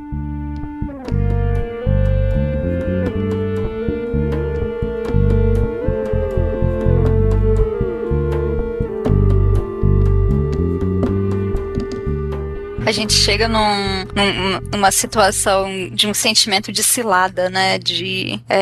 Da gente saber o que está em jogo, né? Como que isso é difícil de lidar. Quando a gente estava falando um pouco mais cedo sobre essa conexão, né, entre estudantes e instituição, dessa relação da distância, eu fiquei pensando muito sobre esse papel que a gente faz, né, de facilitador, porque a gente tem uma educação que ela é à distância, em que você cria um conteúdo que ele é muito homogêneo. E aí a gente pode pensar em outros ensinos remotos também que vão pensar nesse conteúdo homogêneo, porque tem que abranger e abarcar vários tipos de situações, mas que homogeneiza e finge que é uma situação só. E que você vai ter o papel de vários outros profissionais de tirar dessa homogeneização e trazer para um espaço que ele é mais próximo, que ele é mais individual, de você conseguir de fato criar uma conexão com o sujeito, diminuir essa distância que a gente chama de distância transacional, né, que é essa distância que não é só uma distância geográfica de espaço, mas que ela é de um sentir-se à distância. Então, mesmo que você esteja conectado ali no momento síncrono, você está vendo o rosto da pessoa, está ali naquele momento, mas ela não se sente parte de um grupo, ela está à distância. Mesmo que toda essa estrutura funcione, ainda assim a gente tem uma série de problemas que mostram como que aquilo que se discute dentro de educação à distância, no sentido de reflexão mesmo sobre a modalidade de ensino, ela em si ainda não foi colocada em prática dentro da educação à distância no Brasil. Ela ainda está a caminho de talvez acontecer, né? Uma produção que ela teoricamente ela é muito, muito recente. E aí quando a gente se esbarra nessas situações que elas são, como o Rodrigo estava dizendo, né, e o Denis, dessa precarização, de todos os problemas que estão envolvidos, a gente percebe que mesmo com todo um esforço que ele é teórico, que ele é de um juntar da classe mesmo dos professores, ainda assim falta muito para que uma educação à distância aconteça, né? E eu falo isso também no ensino superior, né? Coloco minha conta a risco aqui nesse momento, né? Como dizem, mas são muitos desafios que a gente enfrenta. A gente está o tempo todo tentando criar uma conexão. E aí você imagine que essa conexão ela vai ser vendida, porque a Univesp eu estou falando de uma atuação que ela é no ensino público, né? A Univesp é a Universidade Virtual do Estado de São Paulo. Agora, se a gente pensa isso ainda mais na rede privada, que o capital está presente ainda de uma forma mais clara, né, sem as licitações, sem todos os outros arcabouços, esse sistema de acabar com a educação e manter apenas vender um curso é um risco muito iminente. Se a gente tem uma educação à distância que às vezes funciona de você ter cursos à distância, é porque a gente tenta o tempo todo trazer uma educação que ela é realmente crítica para dentro desse espaço, né, de troca. E mesmo assim a gente sabe que a qualidade ainda está muito por ser trabalhada, né? Se você tem 500 alunos, você vai manter uma conexão mais próxima com 30, 40 alunos, sabe? Isso é muito complicado. Então a gente tem uma série de situações que, quando a gente junta uma pandemia, um ensino presencial, um ensino remoto e a educação à distância, a gente percebe que uma explosão muito grande. E é essa falta de palavras, sabe? Que às vezes parece que eu estou dando voltas, porque a gente tem um suporte já de teoria, a gente tem uma área de educação à distância muito, muito bem desenvolvida na teoria, nos debates educacionais, nas formações de estruturas, mas ela ainda está muito iniciante nesse sentido. Então, como que uma educação presencial, que mesmo no Brasil ainda é historicamente criança, né, nesse sentido histórico mesmo do termo, de ter poucos anos de vida, como que essa educação presencial, ela vai se espelhar numa educação à distância que é ainda mais recente, né? Se a gente pega, igual o Rodrigo estava falando, né, dessas legislações, decretos, se a gente pega a legislação que fala de fato da educação à distância, que começa com a LDB em 96, esses debates, e aí depois vai ser regulamentado só em 2005, como que uma instituição, ela pode de fato entrar como uma instituição que vai fornecer educação à distância. E aí em 2017 que a gente vai ter uma outra modificação em cima, mas é muito recente, 2005 para agora. Se a gente for pensar em efetividade de um ensino, de fato, né, o Telecurso 2000, às vezes a gente brinca, mas era uma estrutura que, lógico, com o tempo ela se tornou defasada de algum modo, tanto que eles tiveram que ir reformulando aos poucos, mas era toda uma estrutura para que aquilo funcionasse de um modo divertido e tentasse atender àquela comunidade. Tanto que eu não era aluna, mas eu assistia o Telecurso 2000 quando eu acordava muito cedo e eu queria assistir. Você querer assistir, pronto, né? Agora, será que a educação à distância, ela consegue se efetivar como uma educação, mesmo com pandemia ou depois da pandemia? Mesmo quem trabalha em educação à distância foi atingido, né, pela pandemia, imagine quem não trabalha necessariamente, não só em relação à formação, mas que se vê diante de toda uma estrutura que você tem que dar conta e que, novamente, né, não tem como você aparecer do nada e falar agora a educação à distância ela vai ser funcional e ela vai dar certo. A gente ainda está nesse processo, ele é um processo realmente longo para cada uma das instituições que começam a trabalhar com essa modalidade. Então, é um problema que ele é realmente grave, em várias frentes, né? E a educação à distância, Fabi, só complementando, também ela é um pouco engessada, né? Um pouco, diria, bem engessada. Nós estamos dentro de uma instituição que trabalha educação à distância, mas que, por exemplo, elabora os seus planos de ensino e são poucas as modificações que são feitas nesses planos no decorrer dos anos. Por exemplo, agora eu estou com uma disciplina de avaliação educacional e foi questionado ao professor da disciplina, vai ter algum momento para falar sobre avaliação nesse momento de pandemia, né? Contextualizar a situação, e simplesmente nós escutamos que não, que o plano de ensino já está todo feito, que depois que entrega esse plano, não tem modificações. Então, assim, o quanto é engessado os conteúdos e a metodologia também desses cursos, né? Eles seguem uma proposta e quem entra nela tem que se adequar a ela. Você não tem muito espaço para reflexões à parte.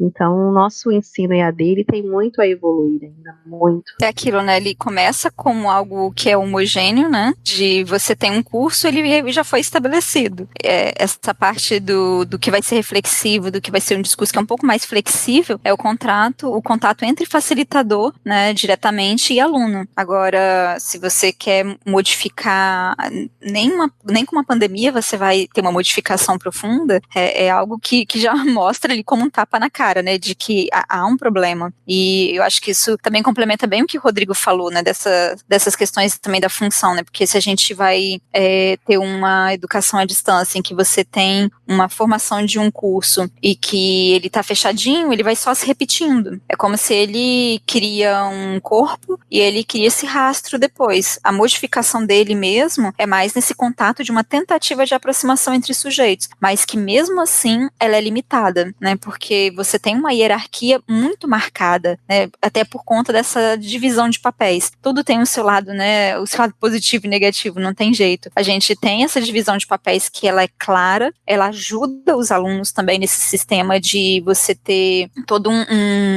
já que você é responsável, um dos grandes, o estudante, né, ele é um dos grandes responsáveis pelo seu aprendizado, então quanto mais ele souber como se estrutura e como é a forma desse aprendizado, maior vantagem ele tem no sentido de ele se autoajudar, digamos assim. Agora, você tem uma estrutura que ela é tão definida que ela acaba não se modificando de fato, né? A gente tenta dar, né, essa humanização maior para o sistema, mas ainda assim ele é engessado. Tem um livro do Michael Moore, deixa eu ver se eu lembro aqui o nome, que é Educação à Distância, Sistemas de Aprendizagem Online, acho que era isso, e que ele vai falar sobre alguns dos 7, acho que são 7 pontos básicos para se pensar uma educação à distância. E dentro desses 7, tem uma série de questões que reúnem tudo que a gente está falando, né, de você ter uma estrutura definida e ser transparente para o aluno, e isso é muito importante, você ter objetivo claro,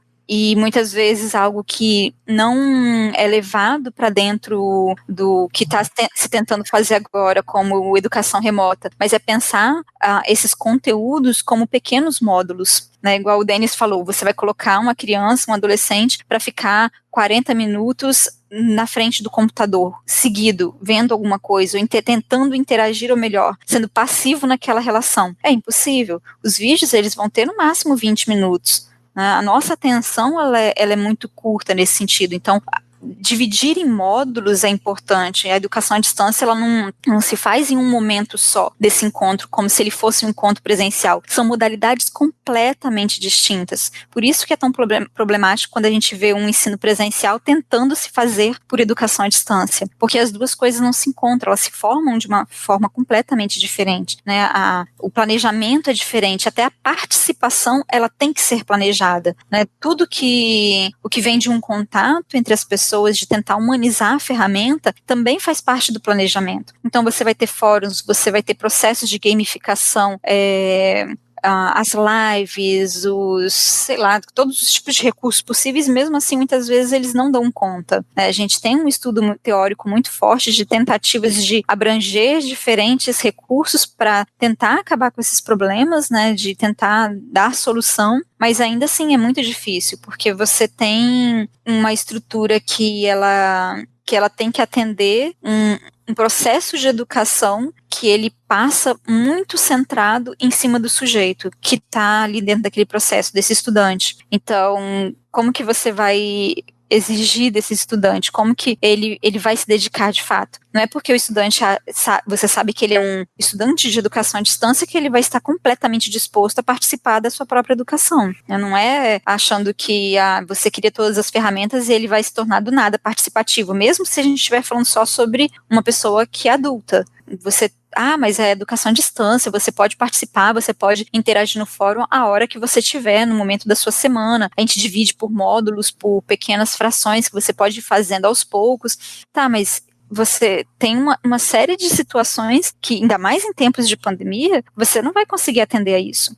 Eu tive uma aluna que chegou para mim e falou: professora, eu não estou conseguindo acessar os conteúdos da semana, eu vou ter que pedir o trancamento, porque o meu único acesso, de fato, ao computador era no trabalho. E, a princípio, ela tinha sido afastada, né? Ela ficou como home office, mas depois ela foi demitida. E aí ela não tem computador em casa, ela tem um celular e não dá conta. Quer dizer... são várias situações que elas estão envolvidas dentro da educação à distância, quando a gente fala de uma educação que ela pensa no sujeito, né? Então, e esse livro ele traz muito isso, desses pontos de fazer a gente pensar o feedback, a avaliação, como que isso está sendo feito, será que isso realmente atende a uma pessoa que está dentro de uma educação à distância, ou a gente está tentando replicar algo que é do ensino presencial em uma plataforma digital, porque se muitas vezes não vai dar certo. Nossa, que longo discurso. Desabafei.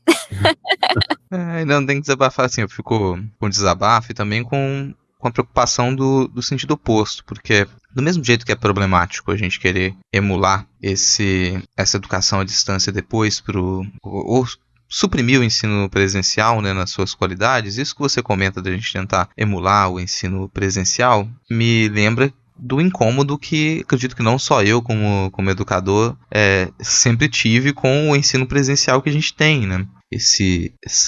Me parece que a gente tentar levar a escola como uma instituição de controle, como um mecanismo de controle para o ensino à distância, a gente tem um duplo risco nisso. Primeiro porque você não controla a internet, e como pesquisador de tecnologia e pesquisador de NetArt, eu sempre tenho que lembrar isso. Desistam, quem está nos escutando, se você acredita que a internet ela pode funcionar simplesmente como mais uma tecnologia de controle, não vai funcionar.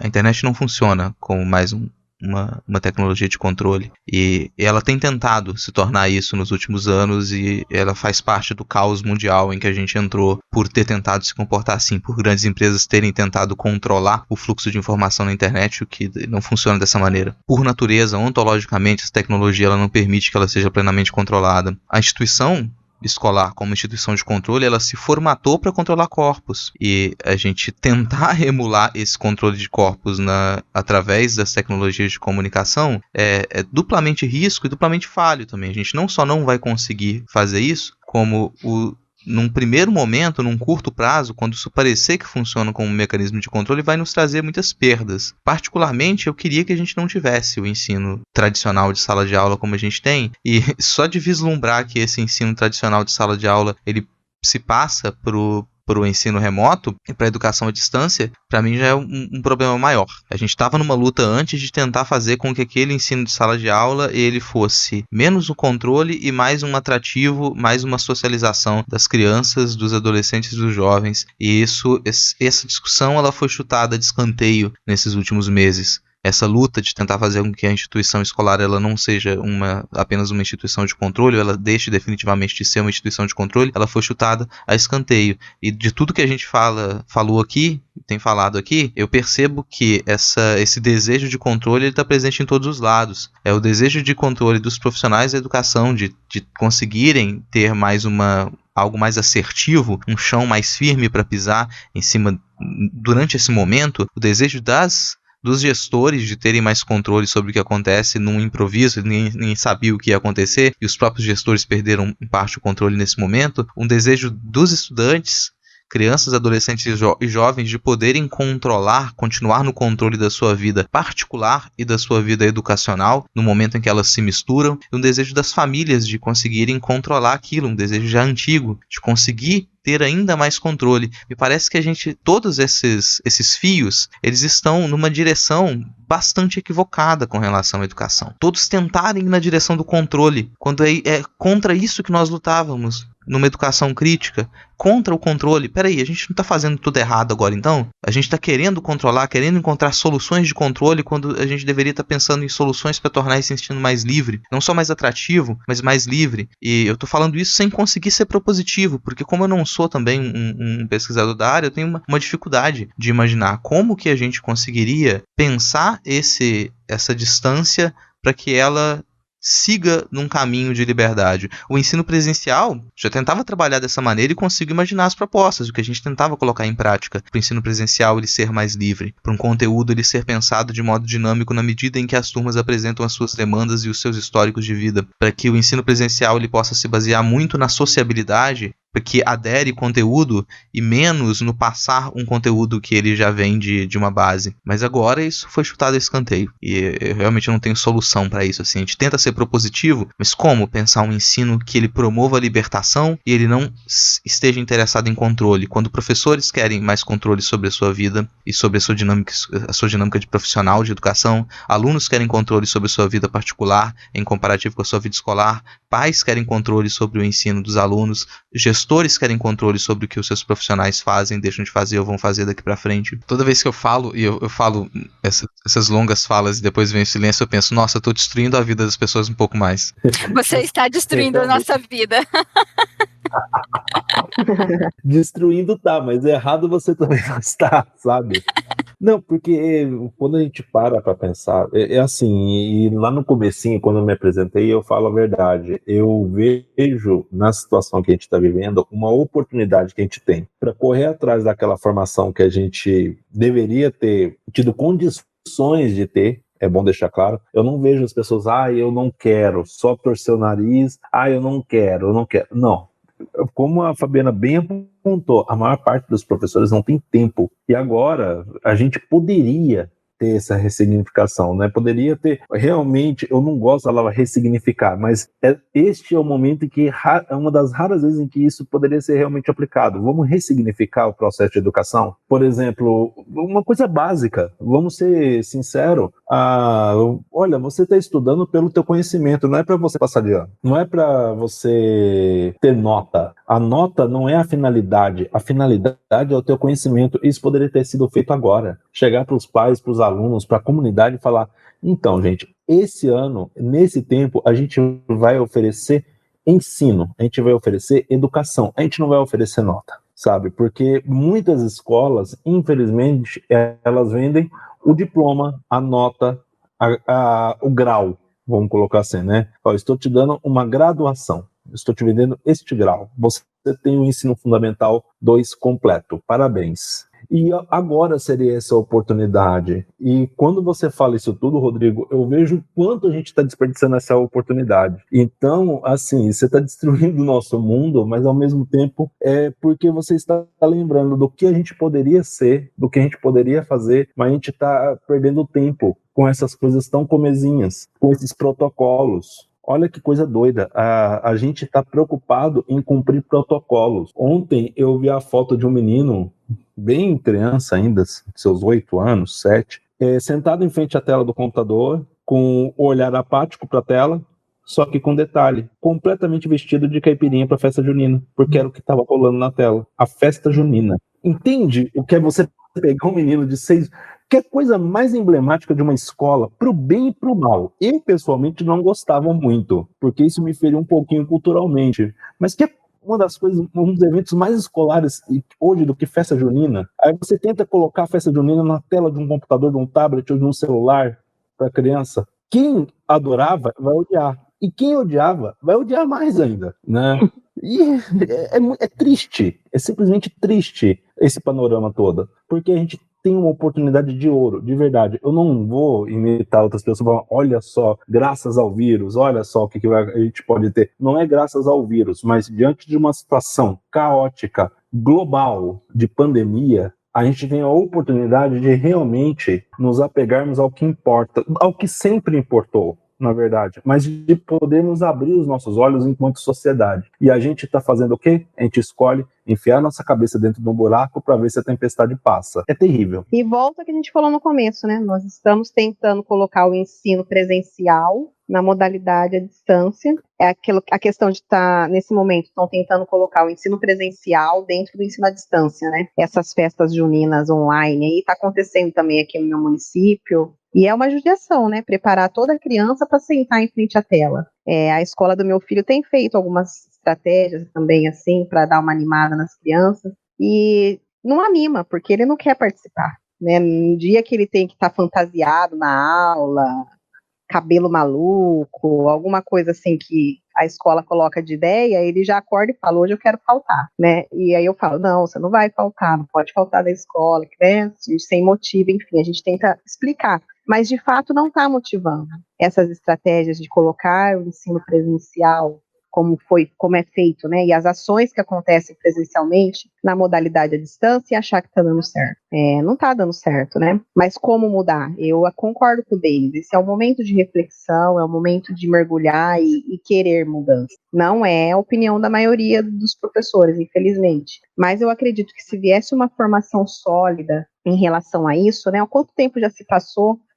E eu não, pelo menos aqui na minha região, eu não vi nenhuma rede de ensino falar em formação para o professor para esse momento, né? Ensinar recursos, ou ensinar o que é mesmo, né? A educação à distância, como a gente poderia fazer as adaptações, enfim, isso não ocorreu. Tá meio que o professor tendo que correr atrás do carro em movimento, né? Tendo que trocar a roda do carro com o carro em movimento. Né? A reflexão, ela tá ficando assim para um terceiro momento, né? Sobre o que de fato a gente está fazendo. Então, primeiro pensa nas estratégias, em como aplicar essas estratégias, mas sem ter uma reflexão mais profunda sobre ela, né? E como isso vai chegar ao aluno. Parece até que um dos pontos que gere todo o caos, né, dentre tantos, é até a ideia de produtividade, né, que é algo que a gente já conversou aqui em outros episódios do Não Pode Tocar. Como que você sobrecarrega um professor, sobrecarrega os pais, sobrecarrega os alunos, porque todo mundo tem que produzir, todo mundo tem que estar envolvido nesse sistema educacional e as coisas têm que acontecer, não pode deixar o conteúdo de lado, e você vai ficando sem fôlego e todo mundo sai prejudicado e não dá tempo de pensar.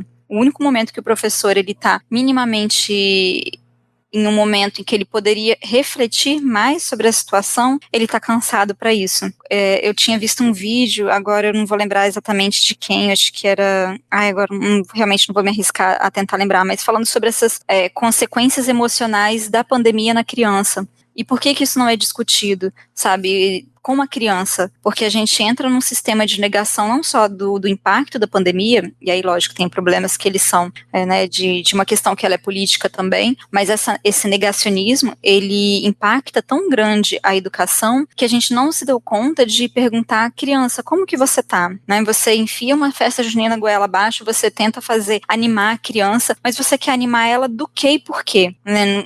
Parece que a gente não se para perguntar isso, né? O modo de animar uma criança, o modo de envolver e conectar com alguém dentro desse ensino remoto, também da educação à distância, é tentar entender o que há de problema. O que há de problema é uma pandemia, mas a gente foge do assunto, né? Eu lembro de um relato de uma amiga minha que estava falando sobre o neto dela, de a primeira semana que teve desse ensino remoto, ele chegou para ela e perguntou, eu não estou entendendo o que está acontecendo. E ele tem 6 anos.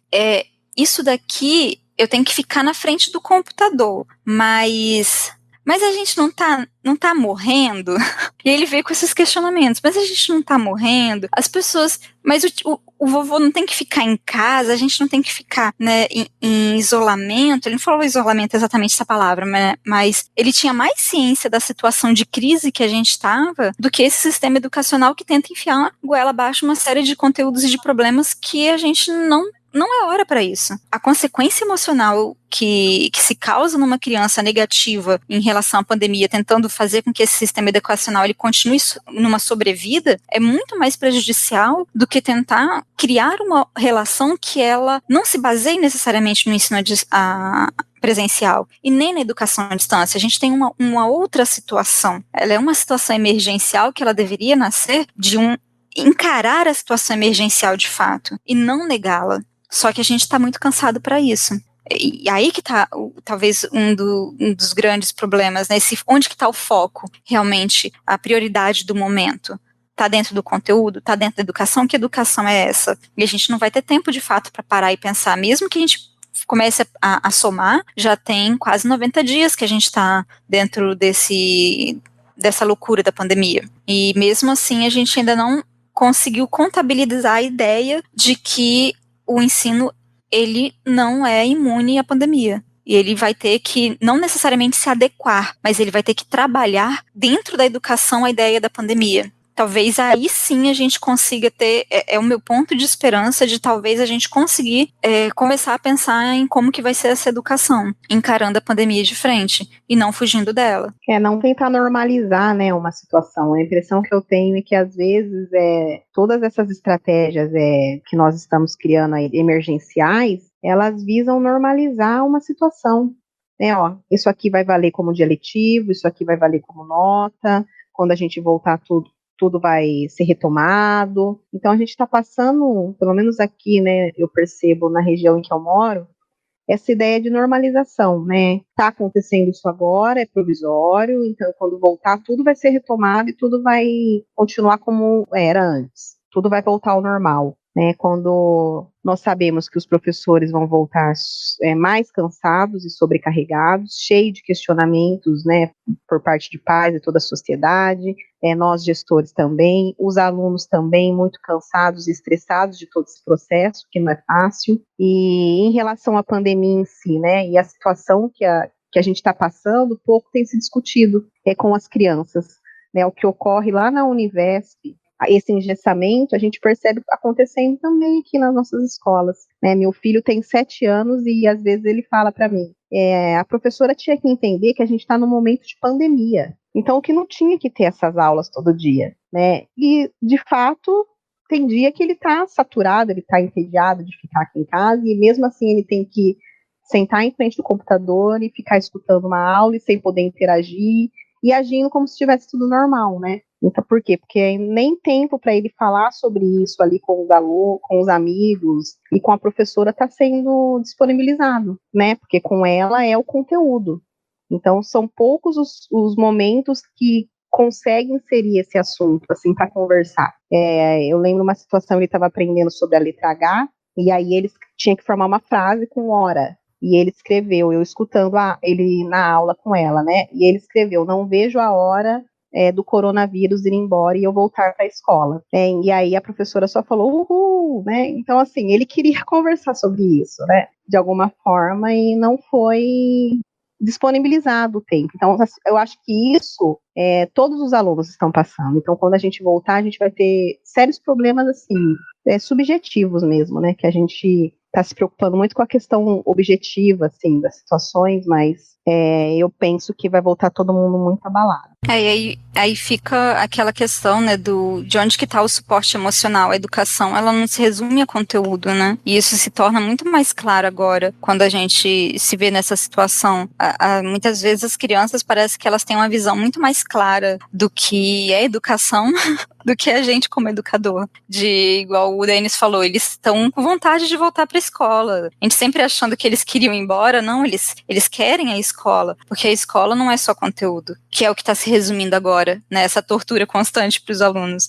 Não é só conteúdo passado, transmitido, né, a ideia de mediação já foi embora, e, sabe, tudo foi por água abaixo. E me espantou muito quando vocês falaram, né, sobre essa relação do chat. Eu não sabia que tinha essa questão de falar para as crianças não interagirem pelo chat. Na educação à distância, a gente tenta, né, fazer com que qualquer forma de interação já é um grande lucro. Quer dizer, a gente tem um tolir do sujeito, um controle que ele inevitavelmente vai ser prejudicial em vários sentidos, né? É que eu percebo que a interação pelo chat nesse momento é tida como uma conversa em sala de aula. Então é mais uma vez levar para a distância o ensino presencial, as regras do ensino presencial. Então, ok, na sala de aula você não pode conversar enquanto a professora está explicando, mas nesse momento, será que enquanto ela está explicando, o aluno não poderia escrever ali a sua dúvida no chat, né? Que é assim que a gente age, por exemplo, na Univesp. Mas não, entre as regrinhas de convivência das lives, né, que foi trabalhada com os alunos, foi dessa interação no chat. A gente sabe também que poderia, né, partir para brincadeiras, enfim. Mas então preferiu-se abolir, né? Não pode, não é permitido. É aquilo, né? Não sei lidar é proibido. Então deixa pra lá. Não sei lidar com a pandemia, esquece a pandemia. Sim, não vamos falar de pandemia, não é hora de falar de pandemia. Ai, meu Deus.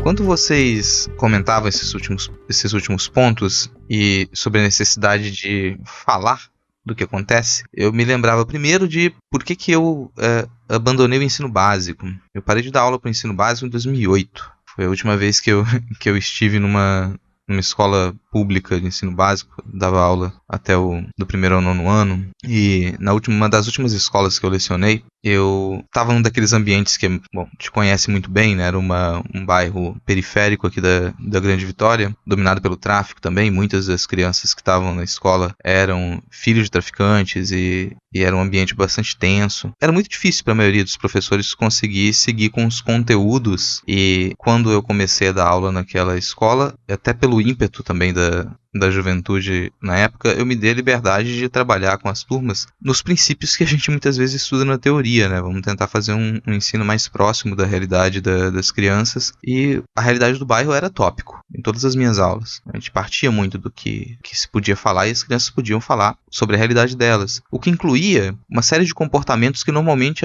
a escola tradicional não permite, como a Aline estava comentando, que isso vai ser considerado a conversa que o professor não quer, vai ser considerado a bagunça. Mas na prática eu começava a sentir que as minhas turmas, elas gostavam da minha aula, elas gostavam da possibilidade de interagir sem tantas regras, e que o conteúdo e as atividades não ignorasse aquilo pela qual elas passavam, não ignorasse a realidade dela. Isso não foi bem recebido pela direção. Tudo bem que naquela escola a gente teve 3 diretoras naquele ano, né? Era difícil. As diretoras conseguirem se manter naquela escola dentro daquele cenário um pouco mais ruidoso, bastante ruidoso, aliás, e não era muito bem recebido, inclusive pelos outros colegas professores também, de que não se deveria trabalhar com aquilo, não se deveria falar sobre aquilo em sala de aula, que não havia porquê, elas não conseguiam entender por que eu ia falar sobre tráfico, sobre morte, sobre o que acontece na realidade das crianças. No fim das contas, eu me vi não só frustrado com o ensino básico na época, mas também entendi que eu não tinha espírito suficiente para poder me manter naquele trabalho. Eu abandonei o ensino público básico, mas tentei levar algumas das coisas para as turmas de pedagogia, para as quais eu leciono hoje. E uma das coisas que eu insisto bastante, e é difícil insistir nisso, porque, novamente, muitos dos meus colegas, as minhas colegas não concordam com isso, dizem exatamente o contrário, e fica aquela linha cruzada, né? Um professor fala uma coisa, outro professor fala outra. Uma das coisas que eu defendo é que as futuras professoras, futuras pedagogas para quem eu leciono, que elas tentem promover um ensino realista, que elas não neguem o mundo das crianças, porque quando você nega a realidade das crianças, é quase inevitável isso para qualquer pessoa, não precisa nem ser para criança. Se o que faz parte da escola é muito diferente do mundo real ou nega a realidade, então a escola não faz parte da realidade. Não tem porquê um aluno levar a sério um professor se ele ignora a vida do aluno, se o que ele apresenta não faz parte da vida do aluno, de coisas simples às vezes, como a insistência, tantas instituições em criar instruções e regras para os celulares não estarem presentes em sala de aula. Se o celular é uma das coisas mais presentes na nossa vida, faz parte da nossa realidade de maneira tão constante e profunda, se você retira isso da sala de aula, então a sala de aula não faz mais parte da realidade. A gente simplesmente decide não aprender a lidar com aquilo, ignorar que esse é um advento que passou a estar presente no mundo, a guiar a comunicação do mundo, e na sala de aula ele não pode entrar, porque a gente tem dificuldade com ele, sabe? A gente vai ter... A professora não gosta do tipo de música que as crianças escutam e acha aquilo errado, então não vai estar presente. A maioria das famílias e das crianças que estão na sala de aula estão dentro de um universo neopentecostal que o professor muitas vezes não gosta e ele vai simplesmente ignorar que aquilo existe. Errado também. Se você ignorar os elementos que fazem parte do mundo das crianças, elas não têm como entender que a escola faz parte da realidade e muito menos respeitar o professor como alguém que pode falar para elas e as auxiliar no mundo em que elas também começam a conhecer. Então, partir de um ensino realista, um ensino que não negue o que acontece, não negue o que faz parte do universo da criança, e se perguntar o que faz parte do universo da criança agora. Então a gente tem estudantes em casa com receio, alguns com receio, com razão, por conta da pandemia. O que faz parte do universo? O que está acontecendo no universo da criança? E se isso não estiver presente na dinâmica de ensino, a escola ela deixa de fazer parte da realidade. Se há algo de propositivo que eu posso tentar colocar, é que o ensino que a educação ela tenha um norte realista. Não excluir da realidade da educação o que faz parte do mundo dos estudantes. Saiu da escola, a ideia é que você não entenda que ao sair da escola você entrou no mundo de verdade. E ao entrar na escola você está entrando no mundo fantasioso. A mesma coisa então vale para a educação à distância. Você tem que entrar em contato com o conteúdo, com os outros alunos, com os professores através dessas tecnologias de comunicação. Eu não posso imaginar que elas constroem um mundo à parte e tudo que está fora dessa chamada, tudo que está fora dessas atividades que a gente propõe aqui é outra coisa. O ensino realista talvez seja algo que a gente precise mais do que nunca agora. Essa é a mensagem final que eu gostaria de colocar e que é uma postura, em certo sentido, muito pessoal também. E pergunto para vocês, se vocês quiserem também deixar uma mensagem final e algumas indicações para os ouvintes. Eu vou falar uma coisa que eu vou estender um pouquinho a minha fala final em toda a aula praticamente para os meus meninos e meninas, que é o seguinte: as coisas vão melhorar ainda, né? Pode parecer que não, pode parecer que a gente está num beco sem saída, ou como o vovô diria, no mato sem cachorro, mas um dia o sol raia de novo e a gente vai poder lembrar disso como uma época que a gente pôde aprender alguma coisa. Eu ainda acredito nisso. Pode parecer doido, mas eu consigo ficar sempre oscilando entre esse pessimismo e um certo otimismo com o futuro. Uma coisa que eu falo muito para os meninos e meninas é o seguinte: procurem ficar calmos e procurem ficar leves, porque esse mundo está agitado e pesado demais. Procurem dar significado para o que fazem.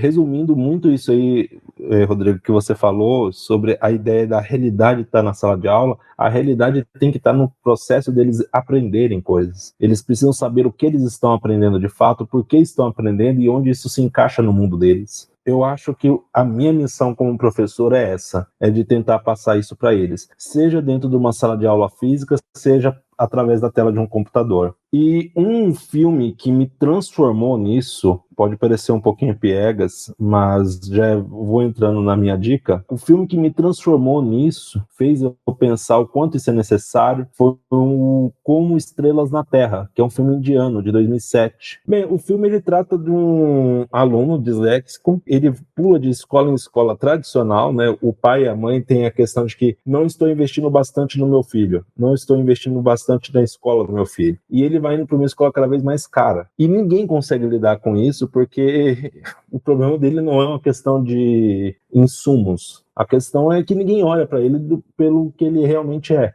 E ele encontra um professor que vai olhá-lo realmente, vai conseguir enxergá-lo na sala. E é o processo de aprendizagem desse menino e do professor em relação a esse menino. É um filme muito bom, sabe? Tem aquelas questões dos ritmos indianos que nós brasileiros não estamos acostumados, mas vale a pena se você conseguir transpor isso. Tá no Netflix. É tanta coisa de... Tô tentando reunir aqui, né, mensagem final, mas a gente falou de tanta coisa.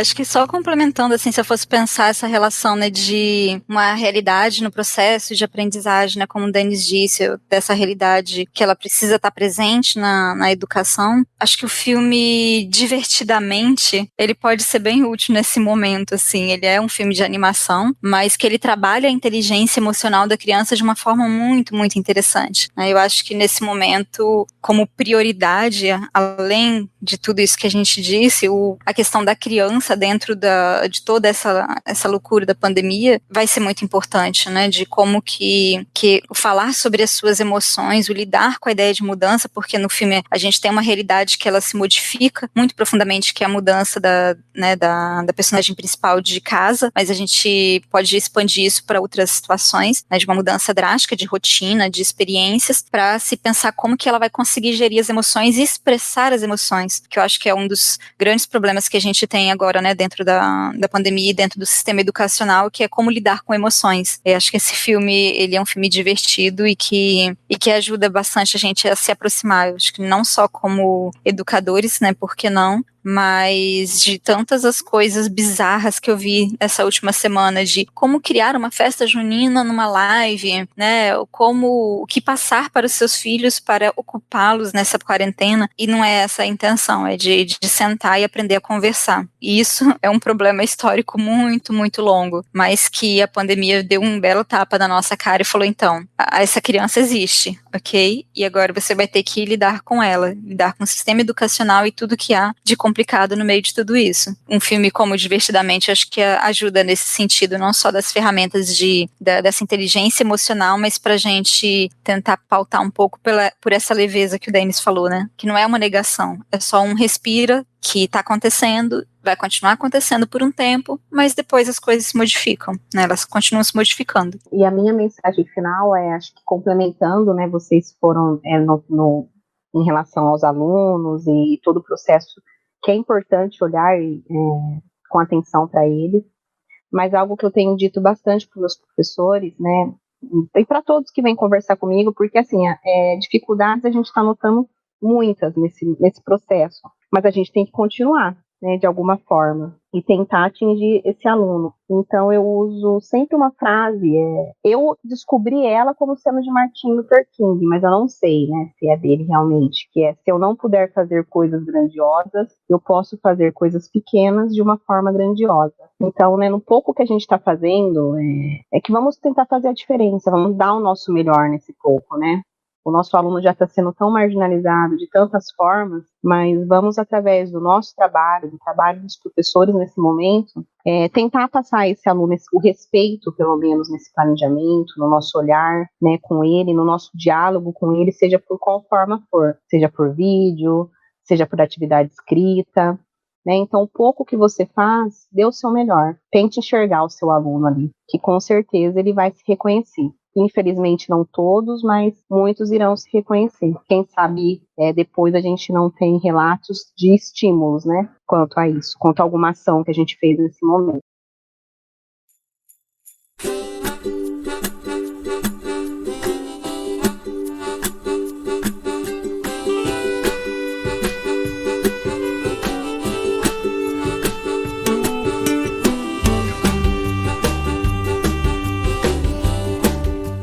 Tá aí, encerrando mais um Não Pode Tocar. Gostou, não gostou, fala com a gente, manda uma mensagem. Se você concorda ou discorda do que a gente falou aqui, se você acredita que a gente precisa de um complemento, a gente esqueceu de comentar algum ponto que você pensa que é crucial, manda uma mensagem. Você pode mandar um e-mail para nãopodetocar@gmail.com. Você encontra a gente também nas redes sociais. A gente está no Twitter e no Instagram como @nãopodetocar. Lembra que o pod de Não Pode Tocar é com o Demudo. Quem comanda as nossas redes sociais é o primeiro e único cachorro podcaster do Brasil, o tio, e vai lá ganhar uns lambejos no Twitter e no Instagram. Lembra também que tudo que a gente comentou aqui está linkado na descrição deste episódio, na postagem original, em notamanuscrita.com. Então você acessa notamanuscrita.com, na postagem do episódio tem os links dos nossos contatos, também de todos os comentários que a gente fez aqui. A gente indicou algumas coisas, falou de algumas referências, isso tudo está linkado na descrição. No final da descrição, você encontra o link para o nosso PicPay, através do qual você pode contribuir para a continuidade desse projeto. Clica lá em PicPay, ou acesse picpay.me/nãopodetocar. Você pode contribuir com a gente mensalmente com a quantia de R$5 ou com qualquer valor esporádico. O episódio ficou longo, ficou complexo, a gente teria muito mais coisa para dizer, obviamente, então a gente espera conseguir voltar a tocar nesses assuntos em outros episódios também, e por enquanto eu só tenho a agradecer. Muito obrigado pela sua participação, Aline, foi ótimo, assim, as suas falas ajudaram bastante. Eu que agradeço, muito obrigada pelo convite. Assim, a casa está aberta, né, se você achar que precisa de um outro episódio, tiver alguma dica também de pauta pra gente, você é sempre bem-vindo aqui. Obrigada, agradeço. Já era, Rodrigo. Eu vou fazer vários convites, entendeu? Vai ser igual o Denis, que tá indo e voltando, não pode tocar direto. Eu vou agradecer ao Denis, mas já é de casa também, né, Denis? Pô, muito obrigado pela sua participação. Eu que tenho que agradecer, né, porque eu já amava ouvi-los, imagina agora poder contribuir mesmo nesses tempos tão doidos. É muito gratificante poder conversar sobre educação e poder trocar ideias dessa maneira. Eu fico muito feliz, agradeço a quem ouve, né, claro, agradeço a Aline, a você, Rodrigo, a Fabiana. Toda vez que vocês quiserem me chamar, como eu vivo dizendo, eu sou tanto arroz de festa, quanto minha avó me falava que eu falava mais com o olho da cobra. Então, podem me chamar que eu sempre vou voltar.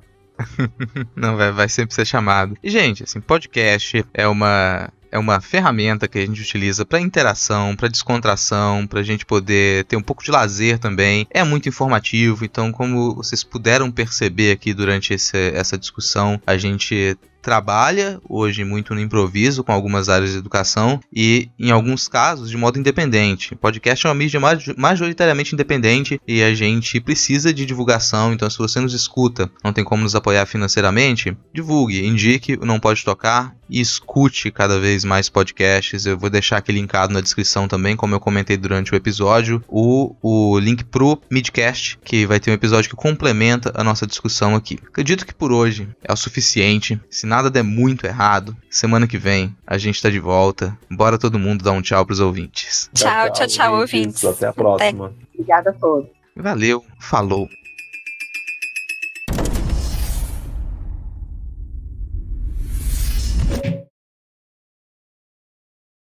Eu posso falar que eu sou de casa e me apresentar como a parte que eu nunca falo, que é de EAD?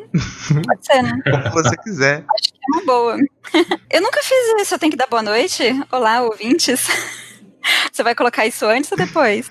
Cara, provavelmente eu vou colocar tudo que você tá falando no programa, porque já vai estar engraçado. Tá bom, ok. Vai estar nos extras, que eu ouvi agora há pouco.